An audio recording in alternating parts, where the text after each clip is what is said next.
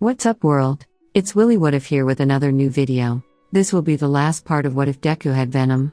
If you like this story, check the link in the description and leave messages for the original author or check out some of their other works. And don't forget to leave your suggestions on what you want to see next. Part 3. Izuku fumbles with his tie, rewatching the tutorial video. Do you want me to do it for you? Hiro asks. He glances at the time, before sheepishly deferring to Hiro in front of the mirror. Teach me how to do it after class then. I want to learn how to do it myself. And quat. You were close. I'm sure with a few more minutes you can get it.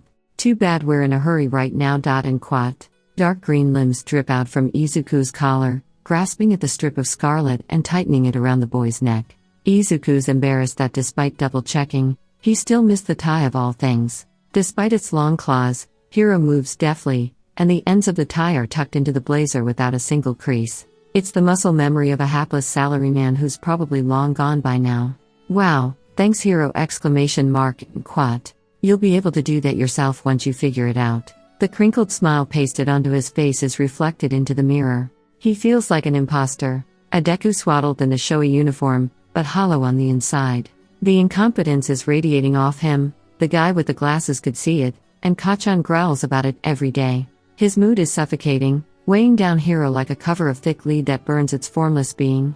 Izuku, the Quirk whispers, we gotta go. Why yeah, sorry. And quat. Breakfast is shoveled down in a hurry, and that's when he sees them. Scarlet shoes. Like magic, some of the lead is yanked off, and Izuku takes a deep breath, a hint of optimism bolstered by Hiro. It doesn't hurt to be a little confident, right? And quat.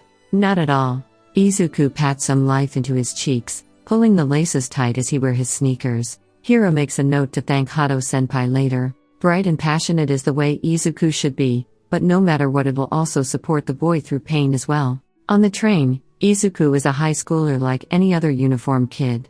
In a sense, he's no different from the suits going to their day jobs. However, eyes linger on his bright tie and the gray fabric of his UA uniform. If it weren't for the bursts of red on the uniform, the entire outfit would look drab and nondescript. When a brat like Izuku is wearing it, even more so. There's an allure to UA, to the point where even dull colors catch the eye of passerby. These stares don't carry the hatred of his homeroom teacher from middle school, but they also lack the innocence of simple curiosity. There's some poisonous emotion mixed into the attention on him, making his palms sweat as they grip tighter onto the hand strap of the train. We're the center of attention now.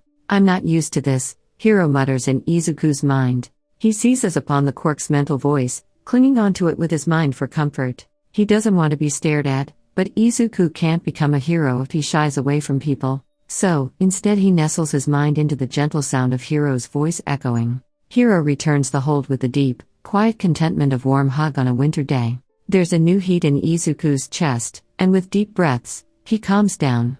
Thanks Hiro, he mumbles. You'll be fine, the Quirk assures him. It's a new school and a new start. Remember what Hado-senpai said? A high school debut, Izuku whispers with a smile. He glances to the side, but the rumbling of the tracks and the wind rushing outside is already loud enough. The buzz of voices is just another layer to smother his talking with Hiro. Bright red shoes, an UA uniform, and hopefully a classroom where Kacchan won't reign supreme. It had taken Izuku embarrassingly long to realize that he would probably be sharing a class with Kacchan. After all Might had mentioned that he'd gotten into the honors course at UA, and there's no way Kacchan, with his smarts and pure power, would not made it. Izuku got into Class A on pure luck. Kacchan earned his way in, and he'll be pissed once he realizes Izuku is here too. All Izuku can pray for is that in a class full of talented individuals, that Kacchan is no longer the leader of the class. Also, that glasses guy. I don't want to be in the same class as him. I mean, I don't want him to have done bad in the entrance exam. Izuku mutters more to himself than Hiro. But he got angry at me just because that girl helped me. And quat. Someone who judges so harshly based on appearances isn't someone I think I can be fond of, Hiro admits. It can still sense Izuku's uneasiness, and the lingering guilt over being resentful in the first place. Emotions rides about in the boy's chest, like a worm that's small but deeply unpleasant. Do you want that girl who helped you to also be in your class? She was really nice, and she even saved us when we were falling after that three-pointer. I hope so, Izuku mumbles with a sheepish smile. That'd be nice. Besides you and All Might, I think she's only the third person to have saved me. And quat. Hiro does its best to hide the strain of frustration and sadness that passes through it for the moment. Even All Might saving Izuku was double-edged sword, a blessing given only to be ended with a dream-shattering declaration.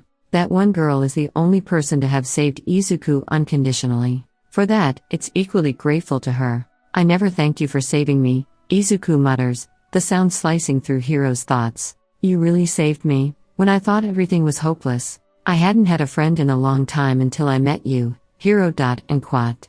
It's odd. Sometimes, you don't think about how close you were to the edge until you look back. Izuku was tired. He still is, but now not as much. Now, even if he's tired, he feels like he can push through. Izuku can finally live now, instead of just scraping by each day, his mind being ground down by Kachan at school. I'm glad I got to meet you, he continues, his bright red shoes blazing trails down this concrete path to the campus. People with all sorts of quirks mingle in the space, some of them with gifts more obvious than the others. Even if Izuku can't hold his head high among them yet, at the very least he can walk with them towards his future. Without Hiro, none of this would be possible. At any moment, any day, all of this could be taken away. Izuku's no fool to ignore the possibility of a better host appearing someday, and he'll be damned if he takes any of this for granted. Even as he feels Hiro's emotions wildly fluctuating inside his body, he doesn't let up on the waves of thanks he pulls into their shared headspace. His voice stalls as he fumbles for the right words. Everything seems so paltry.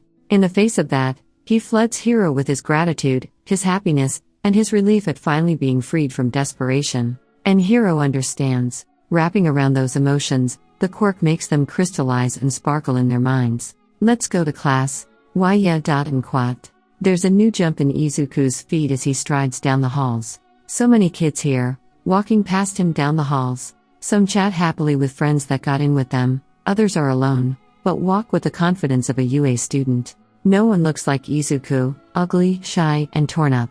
Under his sleeve, Hiro grasps his wrist, warm and strong to give the boy strength. A reminder that it's different now. Everything is different now. Thank you. And quat. Class 1A. Izuku slides open the door and walks in, his sneakers squeaking on the linoleum. Happy chatter fills the air, and a few glances are thrown his way as the newly formed cliques start building friendships. A seating chart has been haphazardly thrown on the teacher's table, and Izuku peeks before moving over to where his desk is, by the window. His bag has barely hit the surface when a loud shout hits him from the back. Good morning! And quat. Hiro armors them by the time Izuku can breathe again, but the boy rubs his arm, trying to soothe the quirk. He turns around, trying on what he hopes is a disarming smile. Hello to you too. And quat. Izuku's lips tremble as he sees the same boy from the entrance exam, the boy with glasses. He grabs the edge of the desk, bracing himself for anything. I'm sorry.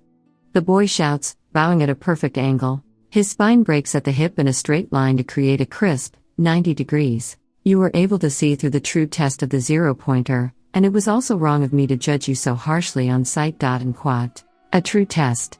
It'd be funny if that were true. The only reason Izuku is here is because of pure luck, even down to his quirk. No, he mutters, I don't think there was any secret test going on right now, and I know I don't look the best. And quat. Oh, this kid is more mature than I gave him credit for, Hiro marvels. He admitted he was wrong, and he's apologizing too, no less. What's your name? He splutters. I'm Midoriya. Izuku! And quat. The other boy lifts his head up, eye brightening behind polished glasses. Ida Tenya. It's nice to properly meet you for the first time, Midoriya-kun. And quat. You too, Ida-kun. Also, you don't need to feel bad about shouting at me the first time. My sense of style is a mess. And quat. Oh? You got quite angry at me that first time, though. Don't judge people by appearances, was it? You were right. And quat. Hiro got angry for Izuku's sake, and on top of it all, there's no way he can share such a big secret with someone he's just met. I'm sorry for yelling at you. And quat. Tenya blinks at Izuku, his booming voice silent for the moment. Reading the mood and tact have never been his strong points, but even he knows when to tread with gentle steps. The way Izuku picks at his cuticles while his eyes dart about, unwilling to make eye contact, on any other day Tenya would have accused the boy of rudeness, but from what he's seen, he thinks Izuku never intends to be rude. Don't judge by appearances indeed. You don't need to say sorry. I was in the wrong after all. And quat. Izuku's head snaps up, lips parted. His shock is tamped down by Hiro's approval, taking the edge off. He tries to say something, anything, in response to these words he's never heard before. Oh my gosh. Are we in the same class ? And quat. The bright voice catches them both off guard, and a brunette girl runs over to them with weightless steps. The brown hair is almost refreshingly normal in this eclectic class of varied quirks and styles. I was right, it's you. Thank you so much for saving me back then! And quat. She's so close, an existence known as a girl that Izuku has barely ever talked to his whole life. Hiro startles as well, though the quirk's emotion is far happier than Izuku's stammering surprise. You're luckier than you think, Izuku. Thank you for saving me. He splutters, jumping up from his seat to bow for her. I would have broken a lot of things if you hadn't used your quirk. And quat. Her eyes widen, and she laughs, a small, tinkling chuckle. It soothes Izuku's paranoia, and he feels his gratefulness towards her surge. A rescue with no strings of misfortune attached. The second out of two he's ever experienced in his life. She's done far more for him than she realizes. I guess we're more even than I thought. I'm Yurikaka Ochako. You guys are ? And quat. Ida T Tenya ! And quat. And quat. Midoriya Izuku. And quat. Nice to meet ya, Ida-kun, Midoriya-kun. I hope we can have a nice school year together. And quat. Likewise, Yurikaka-chan. Is your seat also near here? Tenya asks. She shakes her head in disappointment. Nah, I'm more towards the center. Lucky you, Ida-kun. You get a seat next to Midoriya-kun. And quat. Izuku starts at her words, peering to the bag placed on the desk to his right. He still has his old backpack, but even if Tenya's bag is new, it looks fresh out of the plastic, preen clean of any aberrant detail. He's not quite sure how the other boy manages such perfection in his everyday life, but Izuku can't help but feel a little jealous. An unbecoming trait, but he can't help but admire and be a little disappointed at the realization that he'll never be able to pull himself together as much as that. I see. Midoriya-kun, if you ever need a spare pencil or eraser, feel free to ask. I understand that the inevitable can happen at times. And quat. Will Ida be disappointed that Izuku is as much of a mess inside as he looks on the outside? The boy said that he was in the wrong, but no one's ever said that to Izuku before. What if it's all a trick? Just something to make him feel comfortable around the other. And then next thing Izuku knows his notebooks are going to be slashed and thrown in the koi pond. Does UA even have a koi pond? Maybe soon everyone in class will hear the rumors about how he used to be quirkless. No, he still is. Everything about his body is just running on borrowed time. Hiro, Kachan's explosions, Izuku knows better than anyone else that both his body and his mind are fraying at the ends. Izuku, Ida's talking to you. Huh? Sorry, what was that? And quat. He looks at the two with wide eyes, pupils shrunken pinpricks as his heart thuds under his sternum, pushing at the bone. Ida's face is stuck between blank and stern while Ochako stares back. No worries. I was merely saying that if you need a spare pen or pencil, you can ask me. I have erasers too. And quat. Oh, thank you. And quat. His disarming smile is flashed back at them, a small thing that radiates a sense of harmless inferiority and weakness. The message it carries is clear. Please don't hurt me and Appas. Ochako cuts through the sudden silence between the two of them, sitting on Izuku's desk while he's standing next to it. So, why'd you all decide to become heroes? She asks, swinging her legs. The movement breaks Ida out of his daze, and he gathers his wits about him. Well, heroism is in the family business, and not only that but my brother is a hero as well, and I admire him. I want to become a hero like that too. And quat. Ida's family has multiple generations of heroes? Izuku racks his brain for a few seconds, thinking of any Idas he's heard of in superhero circles. Ingenium. He gasps, your big brother is Ingenium? And quat. Whoa, you figured it out from just that ? And quat. Izuku smothers his mouth with his hands, feeling nausea roll about in his stomach. He's already a freak to normal people, so how much of a freak must he be to people who have heroes in the family? Not to mention that he's heard all sorts of things about stalkers and disgusting fans like Mount. Ladies who pay for secretive stepping sessions. Having someone like Izuku in such proximity must be intolerable. His savior arrives, bringing in mixed feelings as well. Hello 1A, the main character is here. And quat. A casual voice, thick with confidence fills the room, cutting through all talk with its sheer pride. Its existence itself establishes a sense of supremacy. A bag is plopped onto the ground with casual disdain, while feet are propped up on laminated wood without propriety. Kacchan steals the show as always. That brat. Hiro can't respond as Izuku's head is suddenly swirling in emotions, trying their best to drown the boy. The Quirk offers its love and dedication as a life preserver, but all it can do is keep Izuku's head afloat in the storm. Ida's jaw drops the moment he sees Kacchan using the desk as a footrest, and he runs over, scandalized. You can't just use school property like that. Desks and the like must be treated with respect! And quat. Shut up, side character. You're just the background four eyes that makes the main character shine. And quat. How can you refer to your own classmates like that? And quat. Yurikaka winces seeing Kacchan's personality. I don't think I can get along with someone like that. You agree, right, Midoriya-kun? And quat. She glances to her side, only to be met with silence. Midoriya stares at Ida, holding his breath. Hiro scrabbles at the block in his throat, beginning to panic. Breathe, Izuku. Breathe. Whoa, calling yourself a main character just like that? Kinda manly, no? Another boy with spiked red hair says, moving towards Kacchan, eyes wide. It can't be helped. Kacchan's charisma is magnetic. Even when he's brusque and aggressive, the sheer confidence and strength he exudes attracts all sorts of attention, good or bad. As Izuku watches, despite Ida's utter shock and horror, Kacchan begins to slowly create his clique. The red-haired boy, the horn girl, some of his classmates can't help but move towards Kacchan, drawn in by his sheer force of will. He hopes that Ida will be okay, that Kacchan won't decide to hurt the other boy. Then again, Ida's from a distinguished family of heroes, and he probably has an amazing quirk. Kacchan's smart enough to not go after someone like that. If he does though, how can Izuku cover up anything? He's barely managing to handle all his own issues, so if Ida suddenly gets onto Kacchan's shit list, what's the contingency plan going to be? Maybe annoying Kacchan more so that Ida isn't worth spending extra time being frustrated about?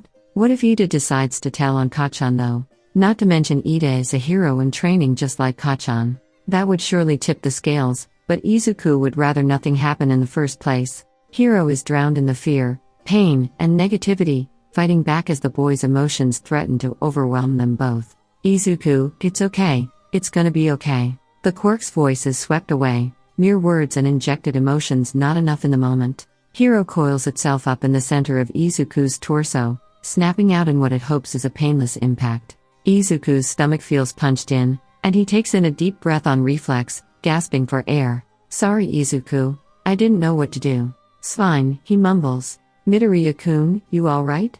And quat. Yurikaka jumps off his desk to fuss over him, all as he tries to wave her away. Ida stops and turns around to see what's got her so worked up, faltering as he sees Izuku clutching at his chest, the fabric scrunching up into deep ridges and folds under his fingers. Kacchan's scarlet eyes follow a lazy, carefree trail from Ida over to where a girl is talking someone through an attack. Their dark hair shines emerald under the sunlight streaming through the window. Each ray of light makes green scatter about, that prone figure hunched over, but backlit in a way surely more becoming of a main character. And quat. Deku, what the hell are you doing here? And quat. Yurikaka glances up, while Izuku stiffens at the sound of that voice, rough and incredulous. He steels his nerves and straightens up, looking straight at Kacchan with wavering eyes, unable to banish all his fears. I got into UA too. Of course, I'm here. And quat. Kacchan clicks his tongue and plays it casually, leaning back into his chair. I didn't mean that, Deku. I'm asking why you're in class 1A. And quat. Deku? Yurikaka mumbles under her breath. I did good in the practical exam and the paper exam. And quat. Someone who only just got a quirk a few months ago managed to score amazing against the robots? You're lying. How'd you get here? And quat. A burst of silence, and then, seriously? Is that even possible? And quat. A few months? Someone's gotta be lying here. And quat. I thought that if you didn't get 1 by 4 it was like, totes impossible. And quat. And quat. Quirkless?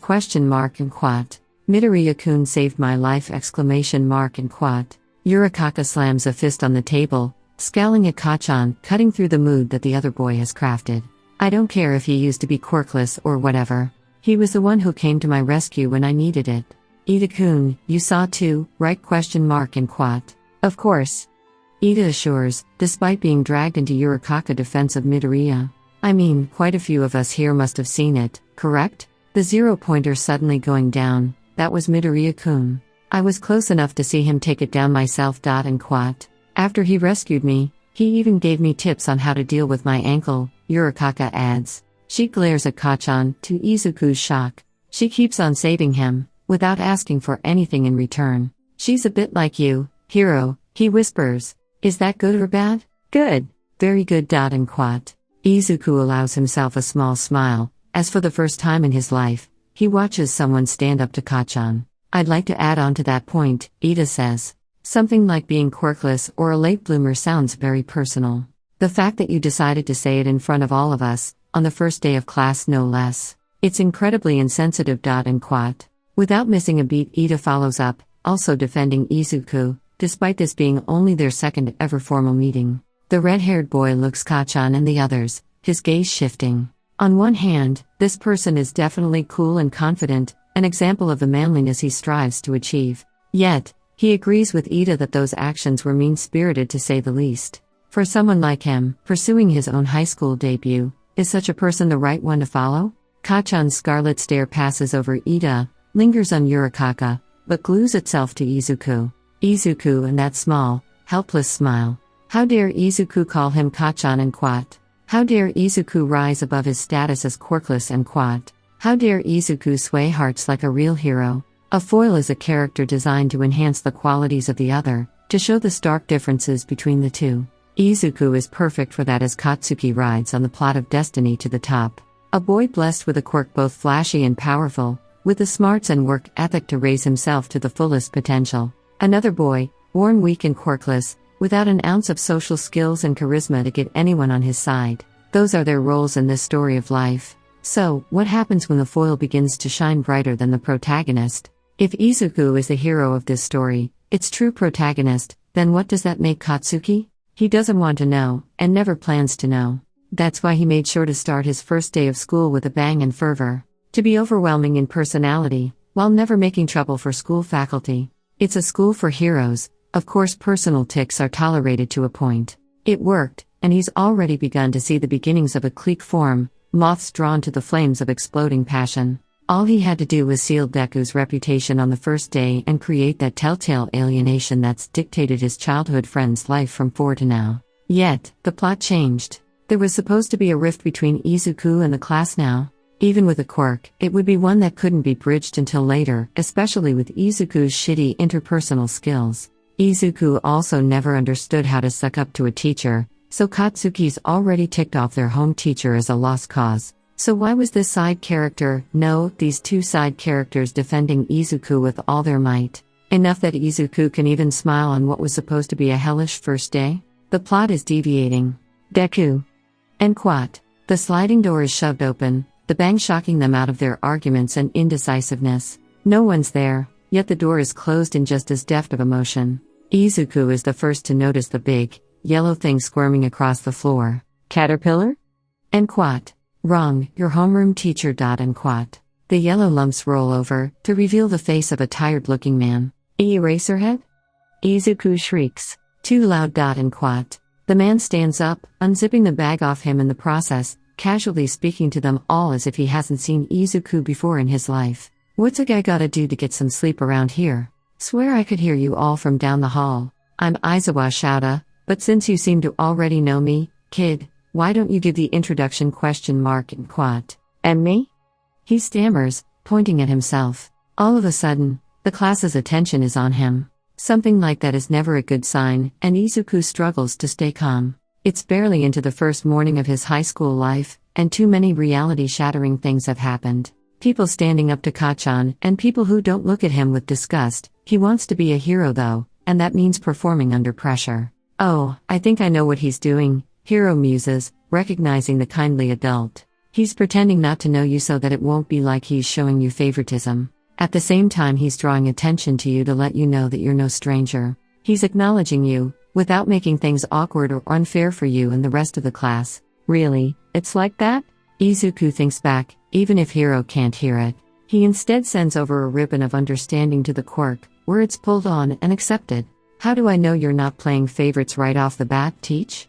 Kachan drawls. Just because Deku knew your hero name doesn't mean he'll be able to give a random intro for you. And quat. Kachan has a point, Izuku admits. Just knowing a hero name doesn't mean you'll be a good judge of that hero's professional history. Kacchan is smart, he'll notice that Eraserhead has met him before, maybe complain to the principal and ask for Izuku to be transferred to Class 1B over a conflict of interest. Trust me, Izu-chan, Hiro says, throwing in the pet name to soothe the boy. This guy knows what he's doing. Shouta stares at Bakugo for a bit, almost impressed at the kid. First day of school, and he's already got the brain and the guts to call out his homeroom teacher on some possible favoritism. Even if Bakugo is the boy that the green-haired kid was uncomfortable around, Shouta's a professional who knows how to keep work and personal suspicions separate. Right now, he's looking at a fresh crop of possible heroes, and he needs to judge them as such. Despite everything, this kid has potential, though the anger dripping from his eyes might say otherwise. Shouta has no plans to be outdone by a student on the first day of class though, which is a shame for the other. Midoriya Izuku knowing my hero name right off the bat is relevant here, cause I'm an underground hero, Bakugo-kun. And quat. There's a murmur of surprise at that. An underground hero is a hero who acts out of the spotlight. Compared to conventional agencies, they're more likely to be freelance or employed by official agencies in some capacity. Some like to call underground heroes the mercenaries of the hero world in a derogatory way, but everybody knows that they take jobs that linger in the blurred outlines between different societies. The jobs that most heroes won't touch. Rather than mercenaries, it'd be more apt to call them special agents and quat. Eraserhead. Why you're an underground hero who's been involved with several crime ring busts in the past decade, usually as a liaison between the police and other hero agencies. The most recent was a string of Quirk robberies a few months ago. Before our entrance exams, Izuku mumbles, picking at his cuticles. You're paranoid, but for good reason, considering the number of times your previous apartments have been sent dangerous items. In terms of your quirk, you keep it very well hidden. Your arrests, however, are very physical. Even people with powerful transformation quirks were soundly beaten down, despite them having the physical advantage. In that case, Eraserhead, your quirk is probably in quat. Izuku. You shouldn't say that around so many people. The boy catches himself in his mumbling at the last minute, covering his mouth. My bad. I'm sorry! And quat. He scrambles into his seat, right as Shouta scratches at his head sheepishly. That's on him, for not realizing just how much the kid could have figured out, with his wits and knack for research. Analyzation is no joke, especially for someone using good old-fashioned brain power, no mental quirk enhancement involved. Yurikaka is staring at Izuku with an open jaw, but he's too busy trying to hide himself away from his classmates to see. He's so stupid. Eraserhead gave him this chance to introduce himself to the rest of the class, and he blew it. All that awaits him is a repeat of middle school. Izuku expected that, but he was stupid enough to let himself hope. Hope after meeting Mirio and his friends, as well as Yurikaka and Ida. I don't think they'll be like that, Izuku.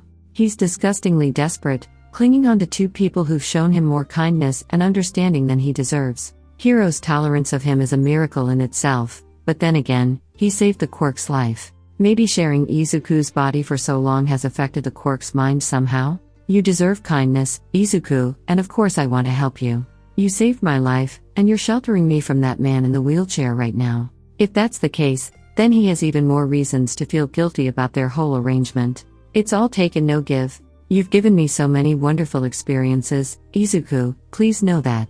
Midoriya-kun ? And quat. Izuku snaps away from the touch on his shoulder with bared teeth and wide eyes.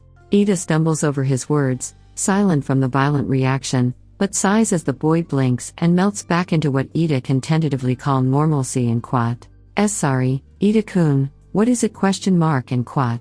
I didn't want to bother you, since it looks like you were thinking about something, but Aizawa-sensei just told us to skip the entrance ceremony and change at the lockers for a practical test of our quirks. Yurikaka-chan left with the girls already, but I promised to walk with you to the lockers. And quat.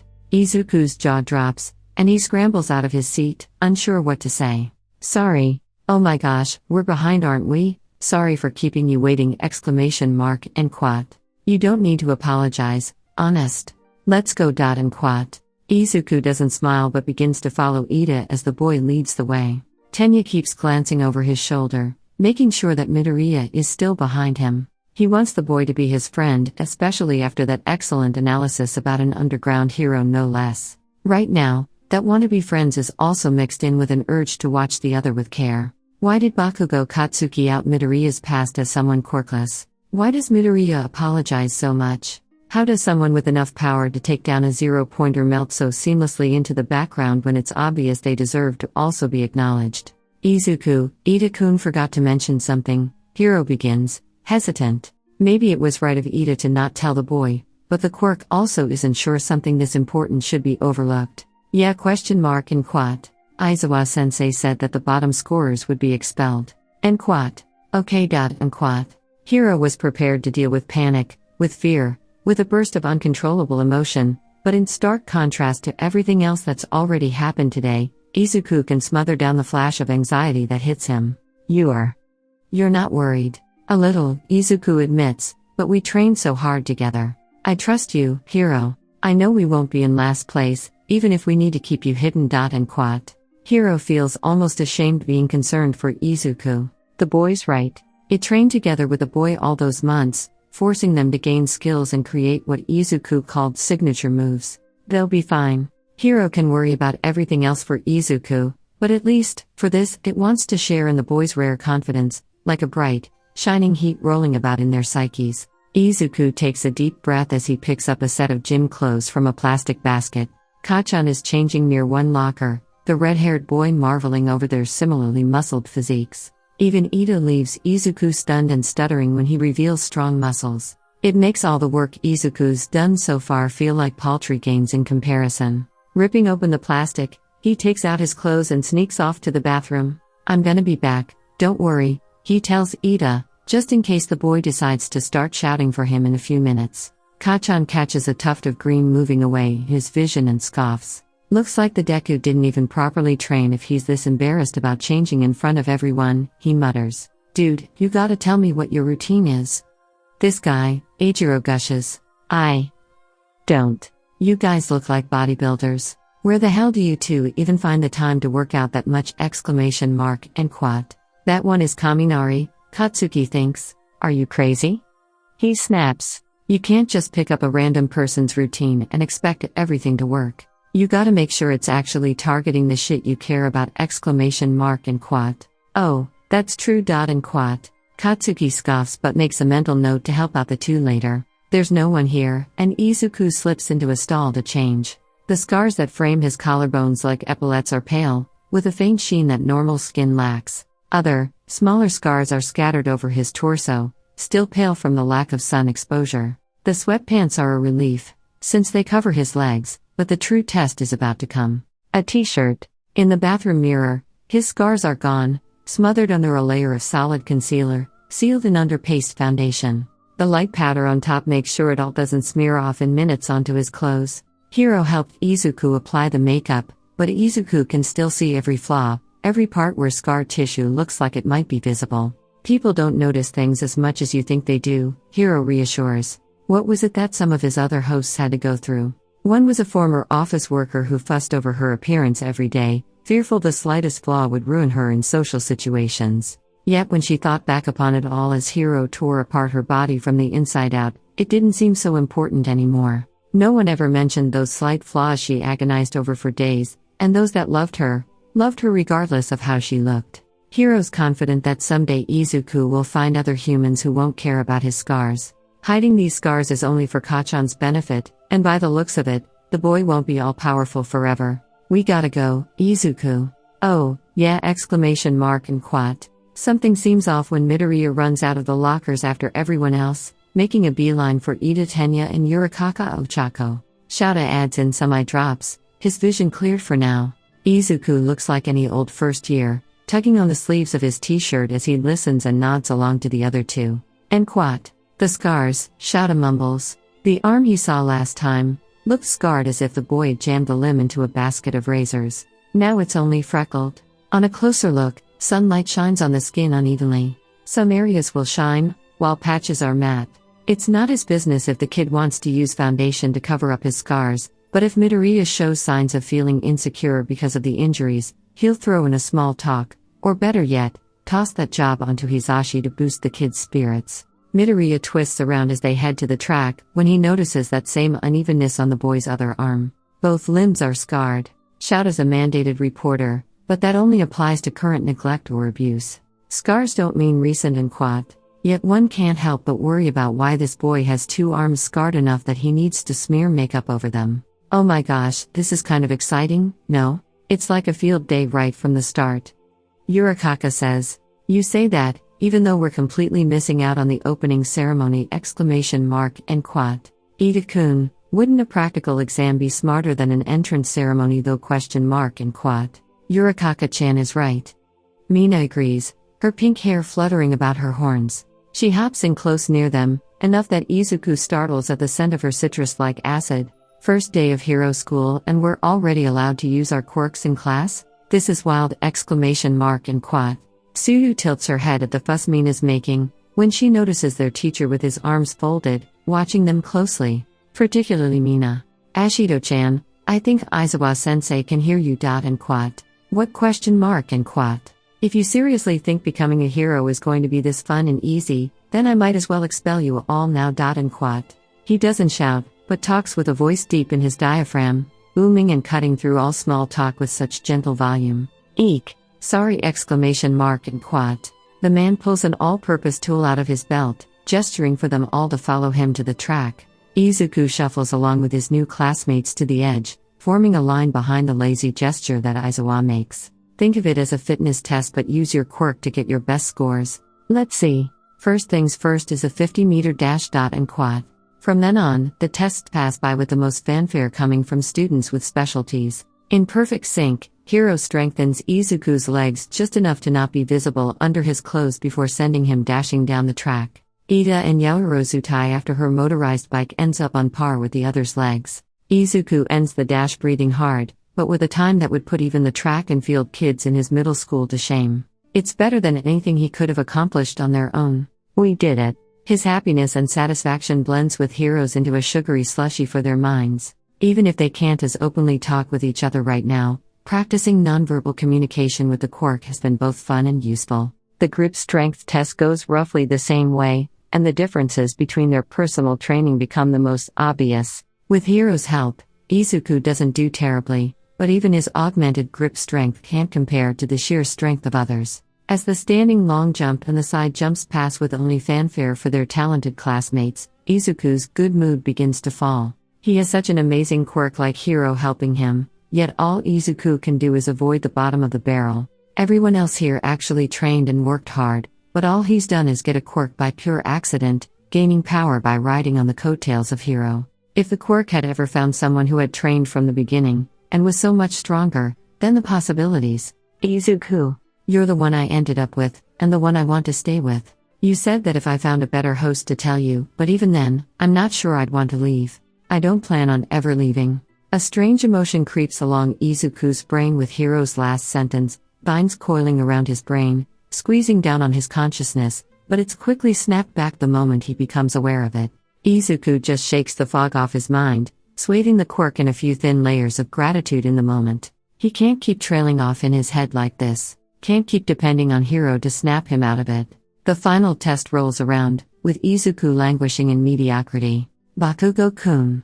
You're up, Aizawa says, tossing the boy a yellow ball. The kid stares hard at the rubber ball clenched in his hand, then flings it through the air, timing a loud bang with the perfect snap of his wrist. The ball shoots through the air, looking more like it's been shot from a gun than tossed through the air. It's a clear home run, and their teacher glances down at his multi-tool. Ho! 700 meters. Well done. And quat. It's been the clearest show of superiority over them all right now, a blazing flash of pure skill and power. This is exciting, no doubt. How far could you throw a ball in gym back in middle school? And quat. And quat. 64. And quat. Around 11 times the improvement with your quirk. A good factor of increase. Next. And quat. Shouta notes the creativity the kids have. Yaoyorozu and her mechanical genius, Asui using her flexibility to her advantage, and surprisingly enough Bakugo. The boy may be angry and hot-blooded, but he's far from dumb. There's a clear understanding of the physics behind his quirk, which leaves the one who, in his opinion, has been the most lackluster. Midoriya Izuku, analytical and highly intelligent if his written exam was anything to go by. Yet all his results have been boring, very by the book, not out of the box thinking. Granted, he's limited by the nature of his quirk, body plus, but there's something about the expression on Midoriya's face that piques Shada's interest. A brow furrowed in frustration, but also eyes shadowed with self-doubt and despair. His lips are pressed in a thin line, and the heavy creases between his eyes are softened by the sense of hopelessness he carries in his drooped shoulders and expression. There's a sense of awe as Yurikaka finishes her turn by proving the existence of the universal expansion theory, but that's information that can be passed on to the scholars later. Midoriya comes up to pitch, holding the ball in his hand. That's when Shada decides to push the boy. Don't hold back. Even if you're afraid of collapsing like back during the exam, you need to find that specific limit someday. And quat. He narrows his eyes at the kid. Keep holding back like this, and you'll only be a burden in the future. And quat. That's right. That was what was bothering him the whole time. The Midoriya Izuku he saw during that entrance exam was no coward and was more than willing to take risks. Yet what he sees before him is a subdued and frightened boy. The two images of Midoriya in his head are at direct odds. He needs to confirm which one was the real one. If Midoriya turns out to only be a kid who can try hard in dangerous situations, then it'll be a troubling thing that Shada will need to train out of him. On the other hand, if Midoriya turns out to be a reckless, self-sacrificing hero who's able to ignore fear itself, then that's arguably something even more troubling. Shada would just rather find out sooner than later. Izuku's jaw drops, and he stares at the man, his eyes unblinking. A tangled ball of emotion smacks into Hiro, but even the Quirk is at a loss for words. The man's not wrong, but the two of them aren't very keen on getting that man in the wheelchair on their trail so soon. Izuku bites his lips, muttering nonstop under his breath. Under the skin augmentation? No, too risky. Asking the man to look away is just dumb. But wait, what about the makeup? Nah, that's only enough to cover the scars and Hiro will be way too obvious, but you throw a ball with your arms, so how can he? I got it. And quat. Barely a minute has passed of the boy's frantic whispering, but Izuku stands tall. He checks his posture and footing, mumbling under his breath and hoping Aizawa-sensei doesn't hear. Izuku tosses the ball into the air. Aizawa raises a brow. Under his sweatpants, the boy's legs bulge, wrapped in green sinew. He jumps up, body twisting with the elegance of a vaulter. As his spin completes a full rotation, Izuku uncoils with a snap. A leg slices out, cutting a perfect crescent through the air. As the ball falls down, his entire leg lengthens out into a smooth arc, smashing into the rubber surface. The ball is meant to be hard enough to withstand rigorous testing, but Aizawa catches it. How the surface has dipped in from sheer force. The crack of the impact is like thunder striking, the ball turned into nothing but a smear of yellow. Izuku lands on his feet, forced down to his knees after a leg loses strength. And quat. 700 meters, Aizawa-sensei declares. Izuku's eyes widen, and he scrambles to his feet, swaying and wincing. Even his shoes feel too heavy right now, but that doesn't matter compared to what he's just heard. Wait, really? Really, Aizawa-sensei? That far? And quat. Izuku's eyes are big and shining, and he flashes a brilliant smile as Aizawa shows him the screen. We did it, we did it. He cheers to himself. We? Yurikaka mumbles. Ida catches it and nods. An odd choice of words, but Midoriya isn't a normal kid after all. Deku, what the fuck? And quat. Izuku stumbles back, legs folding in. He shuts his eyes tight and huddles on the ground with weakened legs, hoping to minimize the damage. Hiro armors as much as it can without exposing itself, bracing for impact. The pain never comes. Izuku risks taking a breath, then another one. Bit by bit, he gives himself permission to be human again. He crawls up, giving up on his legs for the moment. No, he can't give up. He digs his fingers into his thighs, then crawls up, panting as he manages to stand with bent knees. He gave into fear for the moment, and that's no good. It's unbecoming of a future hero. Didn't he already tell himself that he was going to get over Kacchan? Izuku. The armoring melts back into Izuku's skin, and the boy looks up, only to see Kacchan bound back with white bandages, eyes blazing with detest. A glare that burns into his bones and digs through the marrow. Green eyes follow the strips of white to Aizawa-sensei. His eyes glow red, but compared to Kacchan, his teacher's glare is fury directed away from Izuku. The man's hair sways as the man's quirk nullification ability emits out. How interesting. Is Sensei's quirk factor an extra organ in the brain, or perhaps a cellular reaction that occurs in the eyes? With all the different types of quirks, it makes sense that quirk factors have subgroups of their own. Then again, with the way Aizawa's emitter quirk seems to physically flow out, enough to raise his hair, It suggests that the man's factor might fall into a metaphysical category versus a physical one.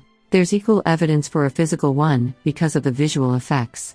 Midoriya-kun, are you alright? ? Izuku stops muttering, covering his mouth to smother his voice. Yeah, I'm alright. Deku, you fuck. What the fuck was that? Kacchan yells again, struggling against Aizawa's capture weapon as his quirk is sealed. Wait, Aizawa-sensei, please let Kacchan go. He yells, stumbling towards the man as if he's a kid on ice skates. I was just overreacting. You don't have to treat him like that! Aizawa makes eye contact with Izuku, as if to show acknowledgement, before turning his attention back on Bakugo. The rest of their classmates are watching with wide eyes. For their first day at the school, it's been almost too eventful. Bakugo Katsuki, he declares, making Izuku scream inside, did I just see you about to attack your own classmate? Izuku prays over and over to no one that Kacchan be smart enough to not self-incriminate. The boy is smart, but Izuku seems to make him lose it, and he can do is hope that Kacchan doesn't toss away his future on the first day of class. No. I was just surprised that he had a quirk. Never saw it in middle school. Aizawa-sensei, can you let go of Bakugo-kun? Aizawa looks between the two boys, and finally releases Kacchan. I'll release the compiled rankings now then. The projection that shoots up reveals a whole roster of names, with Kacchan at the top, obviously. Oh, hero, look! Right around the middle is Izuku's name, a perfect average within this class of the gifted and talented. Of course, it's because you're so smart, Izuku. Izuku blushes, still unable to deal with the gushing praise and pride he feels from the quirk at times. And no, it's 'cause you're such an amazing quirk, you know? I mean, you were able to make all the stuff I imagine real. So, you agree that you're able to think up interesting solutions. Izuku pinches at his cheeks, hoping it'll hide how much he's blushing, when Yurikaka and Ida run over to him. Another boy is in the back, wailing as he sees the scores. The black blobs on his head undulate with his frantic movements, and Izuku winces at the whole thing. Whoa, Lucky. We're not going to get expelled today. Yurikaka sighs, her whole body slumping over. Why yeah, Izuku mutters, wondering why they're coming over to talk to him. Hiro's right, his classmates are some of the nicest people he's ever met. Yurikaka-chan, Ida-kun. You guys scored really well. Do you guys exercise a lot? I train rigorously every day. Also, I was forced to, or else I wouldn't be able to control my trajectory when I ran. Oh, I helped my parents out with construction! Whoa, you guys work super hard! It makes Izuku feel more ashamed of how he only waited until this year to learn how to fight and exercise. He'll have to make sure he's worthy of being with everyone in Class 1A in the future. What about you, Midoriya-kun? Do you have a routine, or an active daily life? Ooh.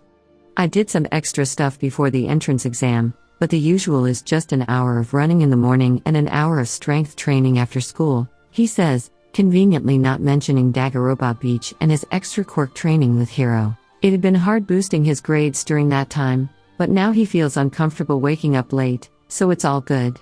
Whoa, wait, what's your strength routine? Yurikaka asks. I'm living apart from my parents right now, so I'll need to replace all the manual labor I used to do at construction sites. That's a lot of exercise, Midoriya-kun. Agreed, Ida says, looking over Izuku's short stature. You need to make sure to take good care of your body on long runs, understand? Make sure to always wear the right running shoes. Running shoes? I just wear normal sneakers. Midoriya-kun. That's just asking for shin splints! Shin splints?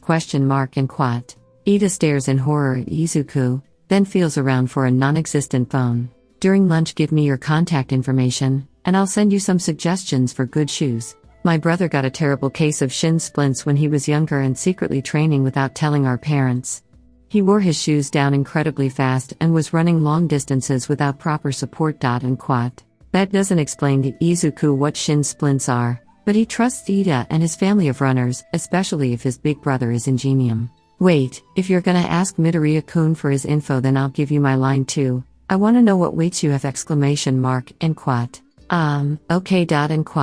His face has been burning in a strange way since the two placed so much attention on him, and Hiro feels like it's preening itself as the two actively try to befriend Izuku. And quat.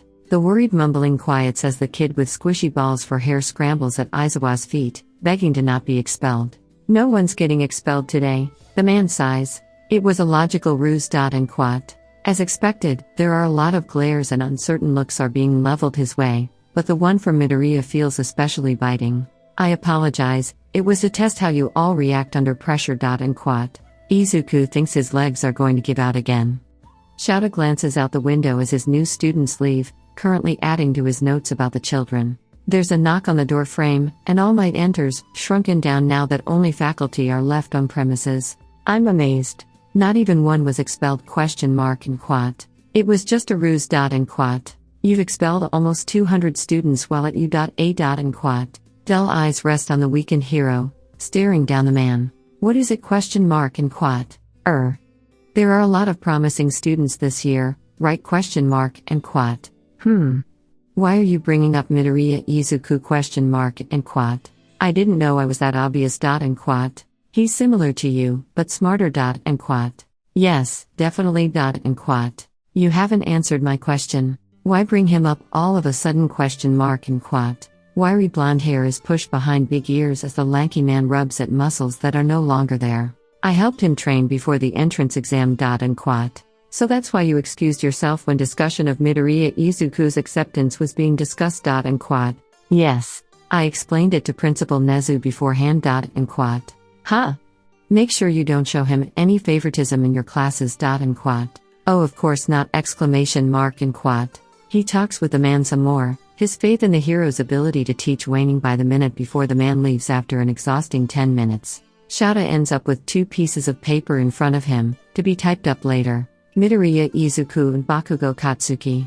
A boy with scars, who shies away from another with explosions and a toxic personality. A boy who clearly lunged at a classmate. That same classmate who begged Shouta for mercy. Facts are connecting in his mind in an ugly web, but this involves both children and parents. He needs to stay impartial, no matter what, while also keeping an eye out for bad behavior for all students in his class. Yet Shouta's instincts keep telling him to watch out for Bakugo, despite the boy's great potential. With a twisting guilt in his chest, he entertains the thought of expulsion for a talented kid. Expelling Bakugo over an inability to work with others or a lack of talent is just asking for a lawsuit, especially when heroes like Endeavor exist. The attack from today was not admitted to by Bakugo, and the possible victim, Midoriya, disavowed the attempt as well. That's all Shouta allows himself, before closing that train of thought. Wah! What do I do? What do I do? Hero! And quat. Yurikaka is replying to him happily about the weights, while Ida has given him a whole screen's worth of information about running shoes and proper running form. What shocks him the most is the next message from Ida. I can help you find a good pair this weekend. It's déjà vu, once again as if Mirio is asking him to come with him to meet his friends and now upperclassmen. He's not a bad person. I think it'd be nice to hang out with a friend. A friend? Nah, Ida-kun's just a really helpful person naturally. I mean, it's kinda weird to ask to hang out with someone you've only known for a day, right? And quat. It could be his way of getting to know you better. Go. If it'll overwhelm you, then we shouldn't go. If you do go, we can make a plan to leave early if need be. Hiro's not wrong, and that means it'd be rude of him to refuse, right? Plus, the fact that Hiro will brainstorm ways with him to leave early also soothes some of his nerves. I want to be a hero, so ... And quat. He's gotta get used to being around other people. Sure. Izuku follows it up with a derpy All Might sticker flexing with a big OK between his fists. Hiro send the mental equivalent of a smile to Izuku, the feeling of lips being gently raised at the corners to convey the warmth that such an expression has. Still, the Quirk wrestles with its own doubts in private. Today, that possessiveness crawled up again. It's Hiro's honest feelings, that it doesn't want to ever leave Izuku, but if it ever becomes a danger to the boy, it might really need to find a new host someday. Tenya keeps glancing back at his phone as he goes through some news articles on a tablet. Tensei laughs as he relaxes from the nearby couch, enjoying a rare night off. What's the matter? Your phone's not gonna run away, you know? And quat. No. I was asking a classmate if he wanted help picking out running shoes this weekend. Can you believe it? An hour of running every day, And he isn't even wearing running shoes. And quat. Geez. You told him the shin splint story, didn't you? ? And quat. Of course, I did! ! And quat. Tensei smiles, his worries about his ultra-straight-laced younger sibling diminishing. Your classmate must be a good person. And quat. He is. He's the one that took done the 0-pointer. And quat. Oh, that one! And quat. And quat. He's also the one that I called out for no reason before the exam. And quat. It's time to do something big, brotherly. Huh? He gets up, stretching his legs to pat Tenya on the shoulder. Don't hold on to that guilt. Rather, it's better if you use it to do better and move forward.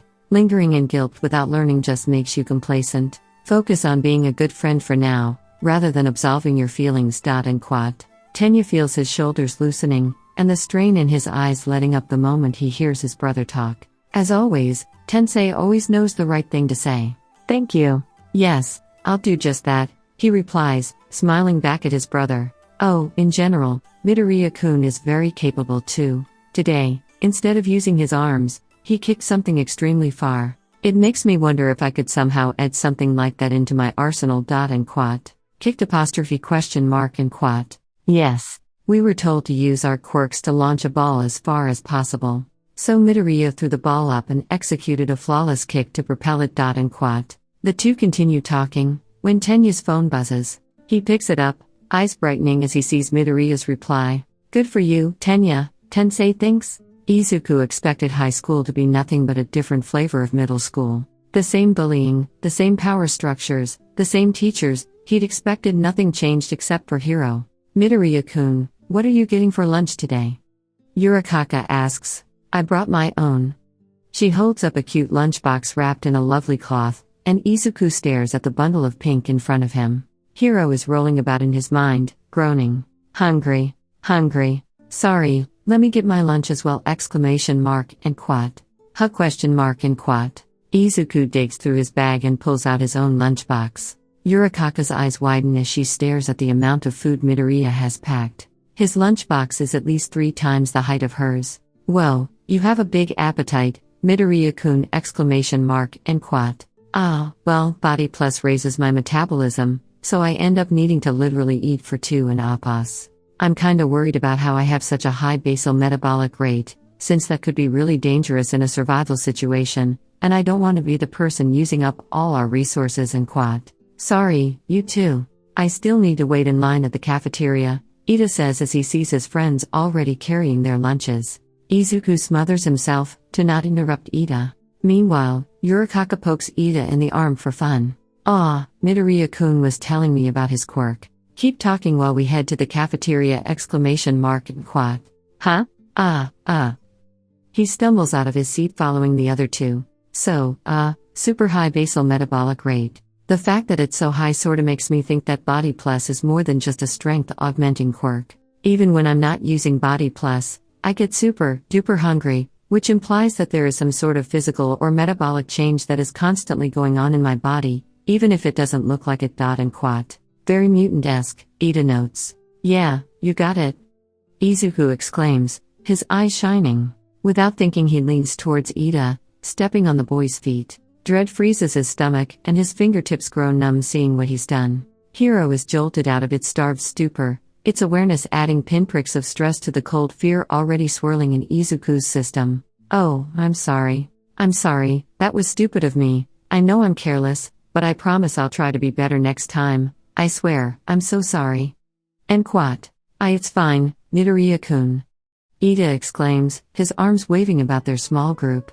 These are just our indoor shoes, and it didn't hurt. And quat. Izuku stares back, wondering what that lump in his throat is.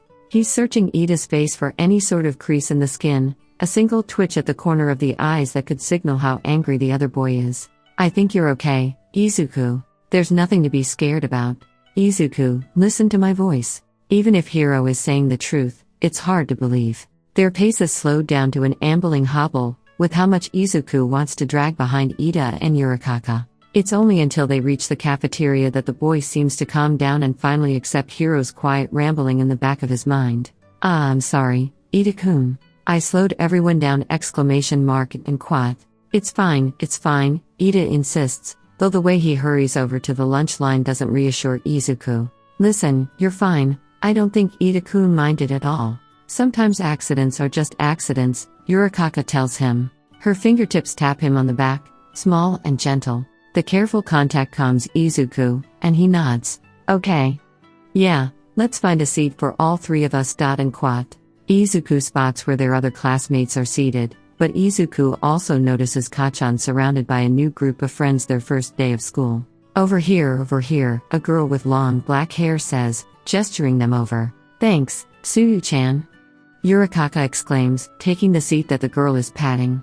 Izuku waits until Yurikaka is settled in, then moves around to the other side of the table to sit across from the other two. Sorry for making you wait, he whispers to Hiro. The Quirk's excitement is palpable, swimming in his mind the moment he starts unwrapping his bento. It's 3 levels of a meal, with each the height of his palm. The top is miso soup, the second layer is side dishes, and the final layer is a thick level of seasoned rice, with 2 filling stuffed rice balls as well for good measure. Tsuyu takes a special interest in Izuku's lunch, beyond just the amount laid out. Karaage, rolled omelet, salad, Kinpira gobo, Midoriya-kun, did you make your own lunch? And Quat. Tsuyu-chan? Yes, I made it myself. And Quat. It looks delicious, ribbit.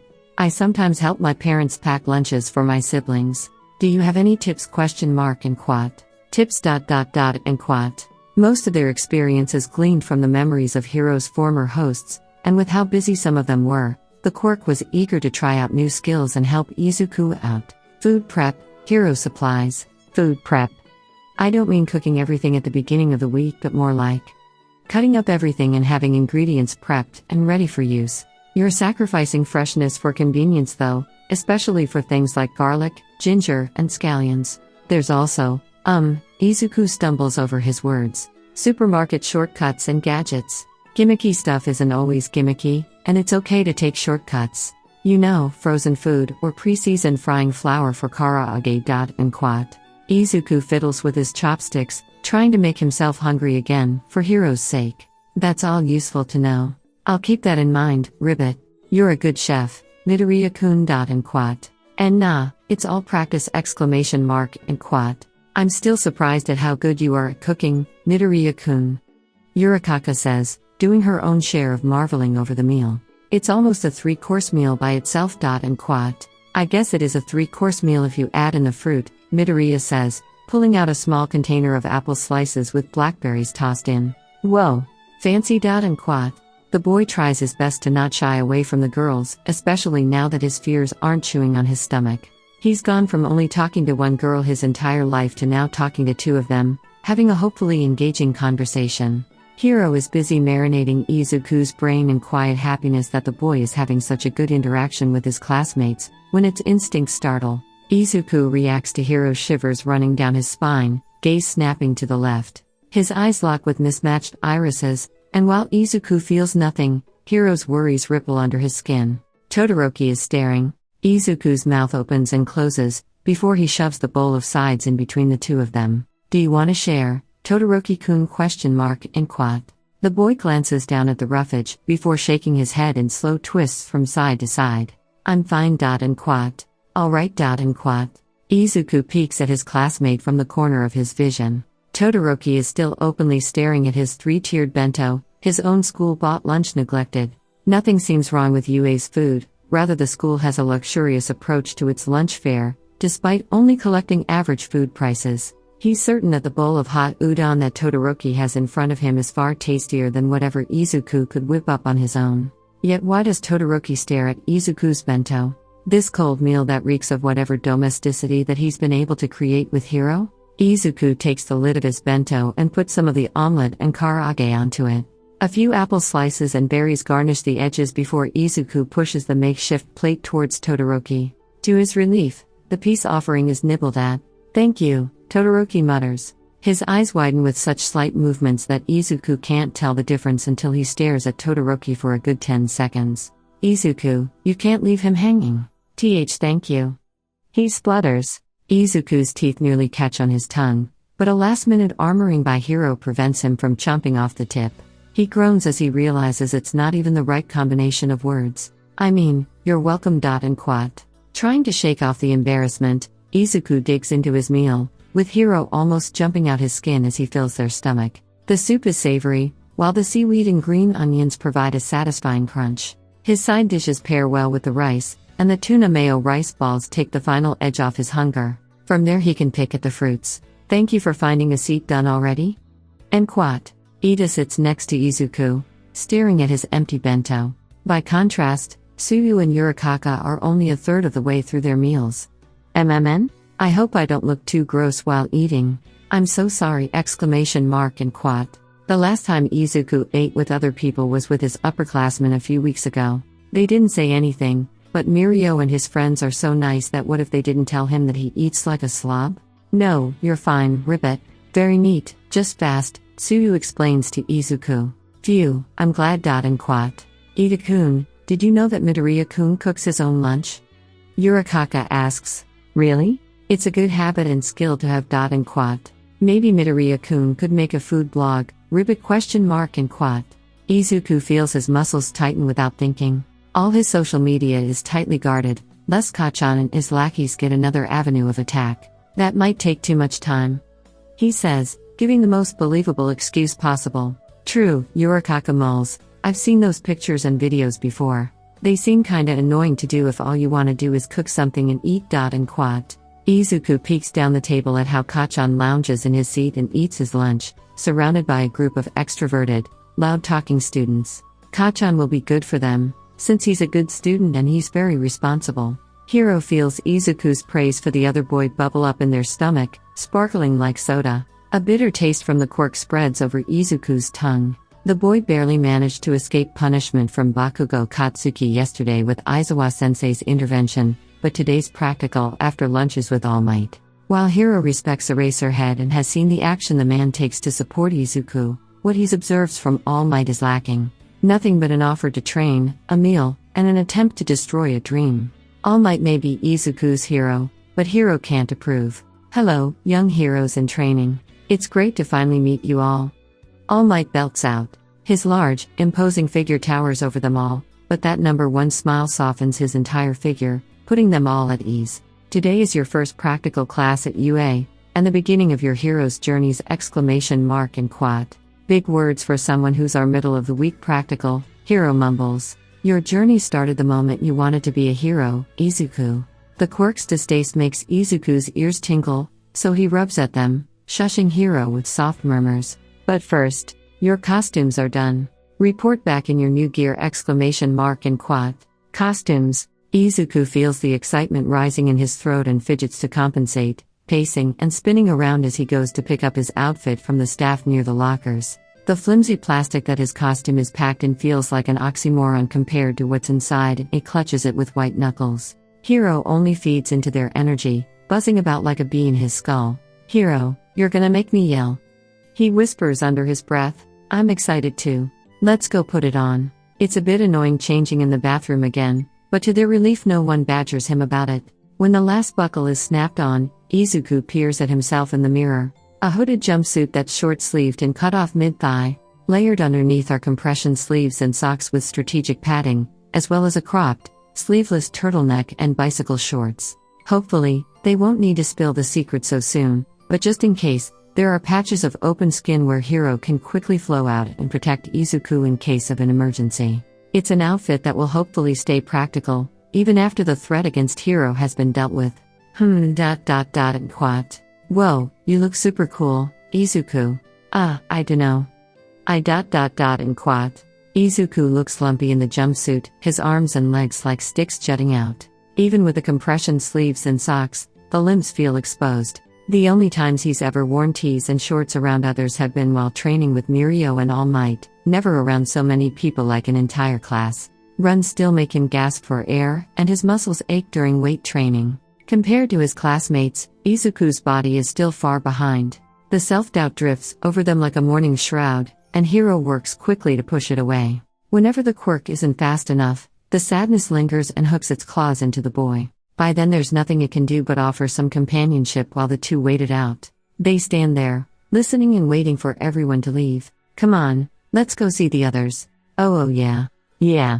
I wanna see! And Quat. He runs out, lagging behind. There are so many colors and styles, and Hiro works hard to boost their positivity, hoping Izuku doesn't linger too long on his weak sense of self-esteem. Izuku sees his friends and runs over, bobbing from foot to foot. "Whoa, so cool!" And quat. Ida looks like a literal knight in shining armor, and Yurikaka's spacesuit influences are clear as can be, the pink going perfectly with her honey brown hair. He ambles around them, gawking at their designs. "You guys are so creative!" And quat. Ida rubs the back of his head, sheepish. "Well, to be honest, my brother found someone to help with the design. And quat. To his surprise, Izuku looks even more impressed, observing Ida's costume with a new glimmer in his eye. "That's super cool, getting a pro to help out. Did someone help you out too?" Yurikaka-chan and quat. "Haha, nope. This is a 100% Yurikaka Ochako original!" And quat. "Everyone looks really amazing," Izuku says, trying to stop his head from swiveling too much. Hiro can't help but agree. There's an incredibly personal flair to each costume the Quirk sees. "You say that, but your own design is also super Midoriya-esque." Yurikaka squeals. "Yes, it's utilitarian with some flair, all comes together for A." And quat. Tenya trips over his words once he takes a closer look at Midoriya's costume. Those tight compression sleeves and socks expose his classmate's body type, and what's revealed is a ridiculous amount of muscle. Sure, Midoriya is no Kirishima, but all the boy said was that he did morning runs and strength training. Midoriya is short, lean, and strong. Midoriya-kun. You said you do some running and 2 hours of strength training? Tops ? And quat. Yeah. And quat. Izuku doesn't include Mirio-senpai in All Might's training regime, nor does he say anything about putting in extra hours for the Daggerbot cleanup and synchronization training with Hiro. Sure. And quat. Midoriya is lying to his face and hoping no says a thing. You don't get muscles like that just from a bit of running and weightlifting. Tenya has seen the ridiculous amounts of training that his brother does, and it's his own, similar routine that's gotten him the strength needed for controlling his quirk. He's so busy being a bit peeved about Midoriya's dishonesty, that it takes him a moment to realize why his friend doesn't want to tell him everything. Tenya was the one who verbally attacked Midoriya during the entrance exam. Sure, the other has agreed to hang out with him during the weekend, but it can't be helped if there's still some awkwardness between the two of them. He also gets the sense that Midoriya worries about a lot of things. Tenya doesn't have the right to badger Midoriya. Izuku blinks at how little Ida says, despite the boy's penchant for impassioned speeches, but Hiro's confusion is interrupted by Yurikaka. "All Might is our teacher today, can't wait!" And quat. "Yeah, me too!" And quat. There's a twinge of something dark trailing out from Hiro, but it's not scary or malicious. It curls in their gut, making Izuku want to fidget. "Unease? It's gonna be fine," Izuku murmurs to Hiro, patting their chest. It feels a bit strange to be on the opposite side, to be the one comforting instead of comforted. That disgusting, distorted part of him is beginning to show again. The happiness he feels in being able to soothe his friend, despite Hiro obviously not feeling well. Izuku forces down his happiness, not wanting to confuse the Quirk. That and he'd rather not be so shameful in front of Hiro. "You all look like proper heroes in training. I'm honored to help you all along on this journey to Hero Dam, and I wish you best of luck in your first practical. Our exercise today is, capture the flag! And quat. All Might goes into a bombastic explanation of what the plan is. Villain and hero teams of 2. A UA training field designed to resemble an abandoned building complex. A fake bomb placed at the top floor, to be guarded by the villains and retrieved by the heroes. Deceptively simple, but Izuku's brain immediately begins breaking down the exercise. Possible CQC, unknown aspects of quirks, synergies between pairs, and the sheer difference in strategy depending on what team you're given. After all, if you're a villain, you need to defend the fort and protect the bomb. If you're a hero, it's an infiltration, if not open invasion of the building. All Might is being incredibly kind for their first practical. Both types of teams will be in situations that heroes often face, and the fact that the building is abandoned means that collateral damage isn't something to worry about. Hiro can feel Izuku's mind moving at top-notch speeds, and it feeds the boy some of its processing to help with thinking through things. In this case, Yu-chan would be the best partner because her quirk is so versatile and lacks any real weaknesses. Yurikaka-chan's zero gravity is undeniably useful for transportation. Ida-kun's speed is hindered by the small spaces, but can we make a loophole by going up the walls? No, speed doesn't automatically mean different skills. I don't know if he's trained in parkour. Oh. But Kirishima-kun would be amazing for defense as a villain, so who would be best paired with him for mobility and offensive in quad? There's only one person he knows well enough that fits that profile. Kachan. Izuku, the pairs are being announced. He winces as he feels Hieroclea and the fear out of his system, forcing him back into a state as close to normal as possible. Midoriya-kun, was what you said an accurate question mark in quad? He startles and turns to see Tsuyu-chan looking at him with large eyes. Ah, oh my god. Was I mumbling that loud?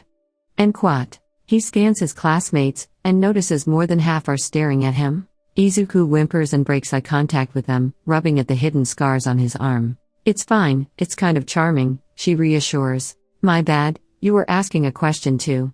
Yeah.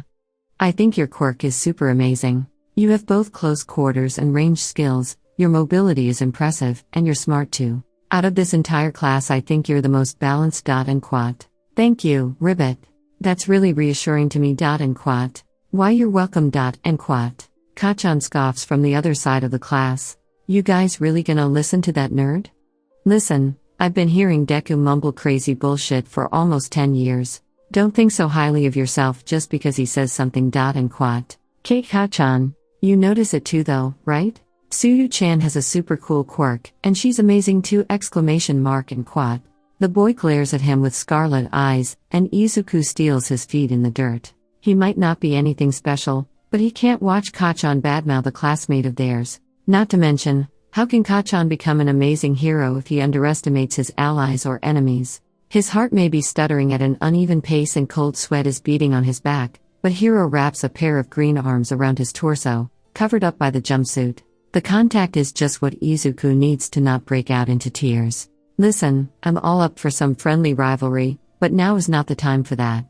All Might declares, clapping his hands. The loud noise, infused with a quirk, snaps them into attention, their consciousness forced back like a snapping rubber band. Friendly rivalry. Is he blind?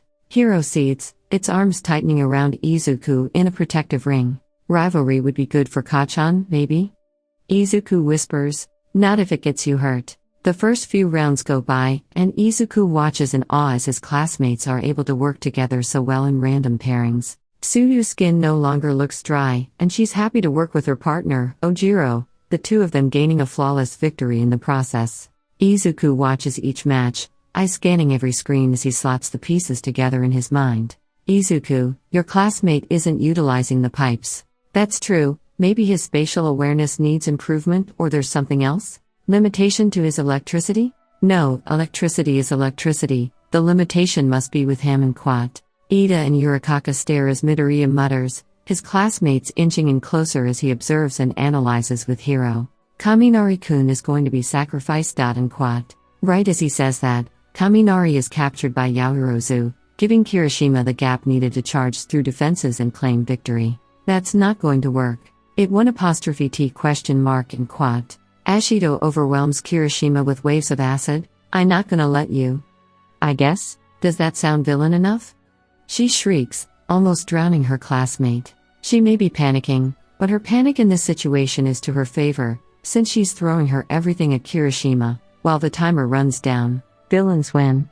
All Might announces. Ashido lets up the moment the buzzer rings, and she's profusely apologizing as she helps her classmate up. Yaoyorozu congratulates Ashido with far less pomp and circumstance than the alien Quirk girl. She allows herself a small smile, just big enough for a lady raised with class and privilege. Yaoyorozu-san.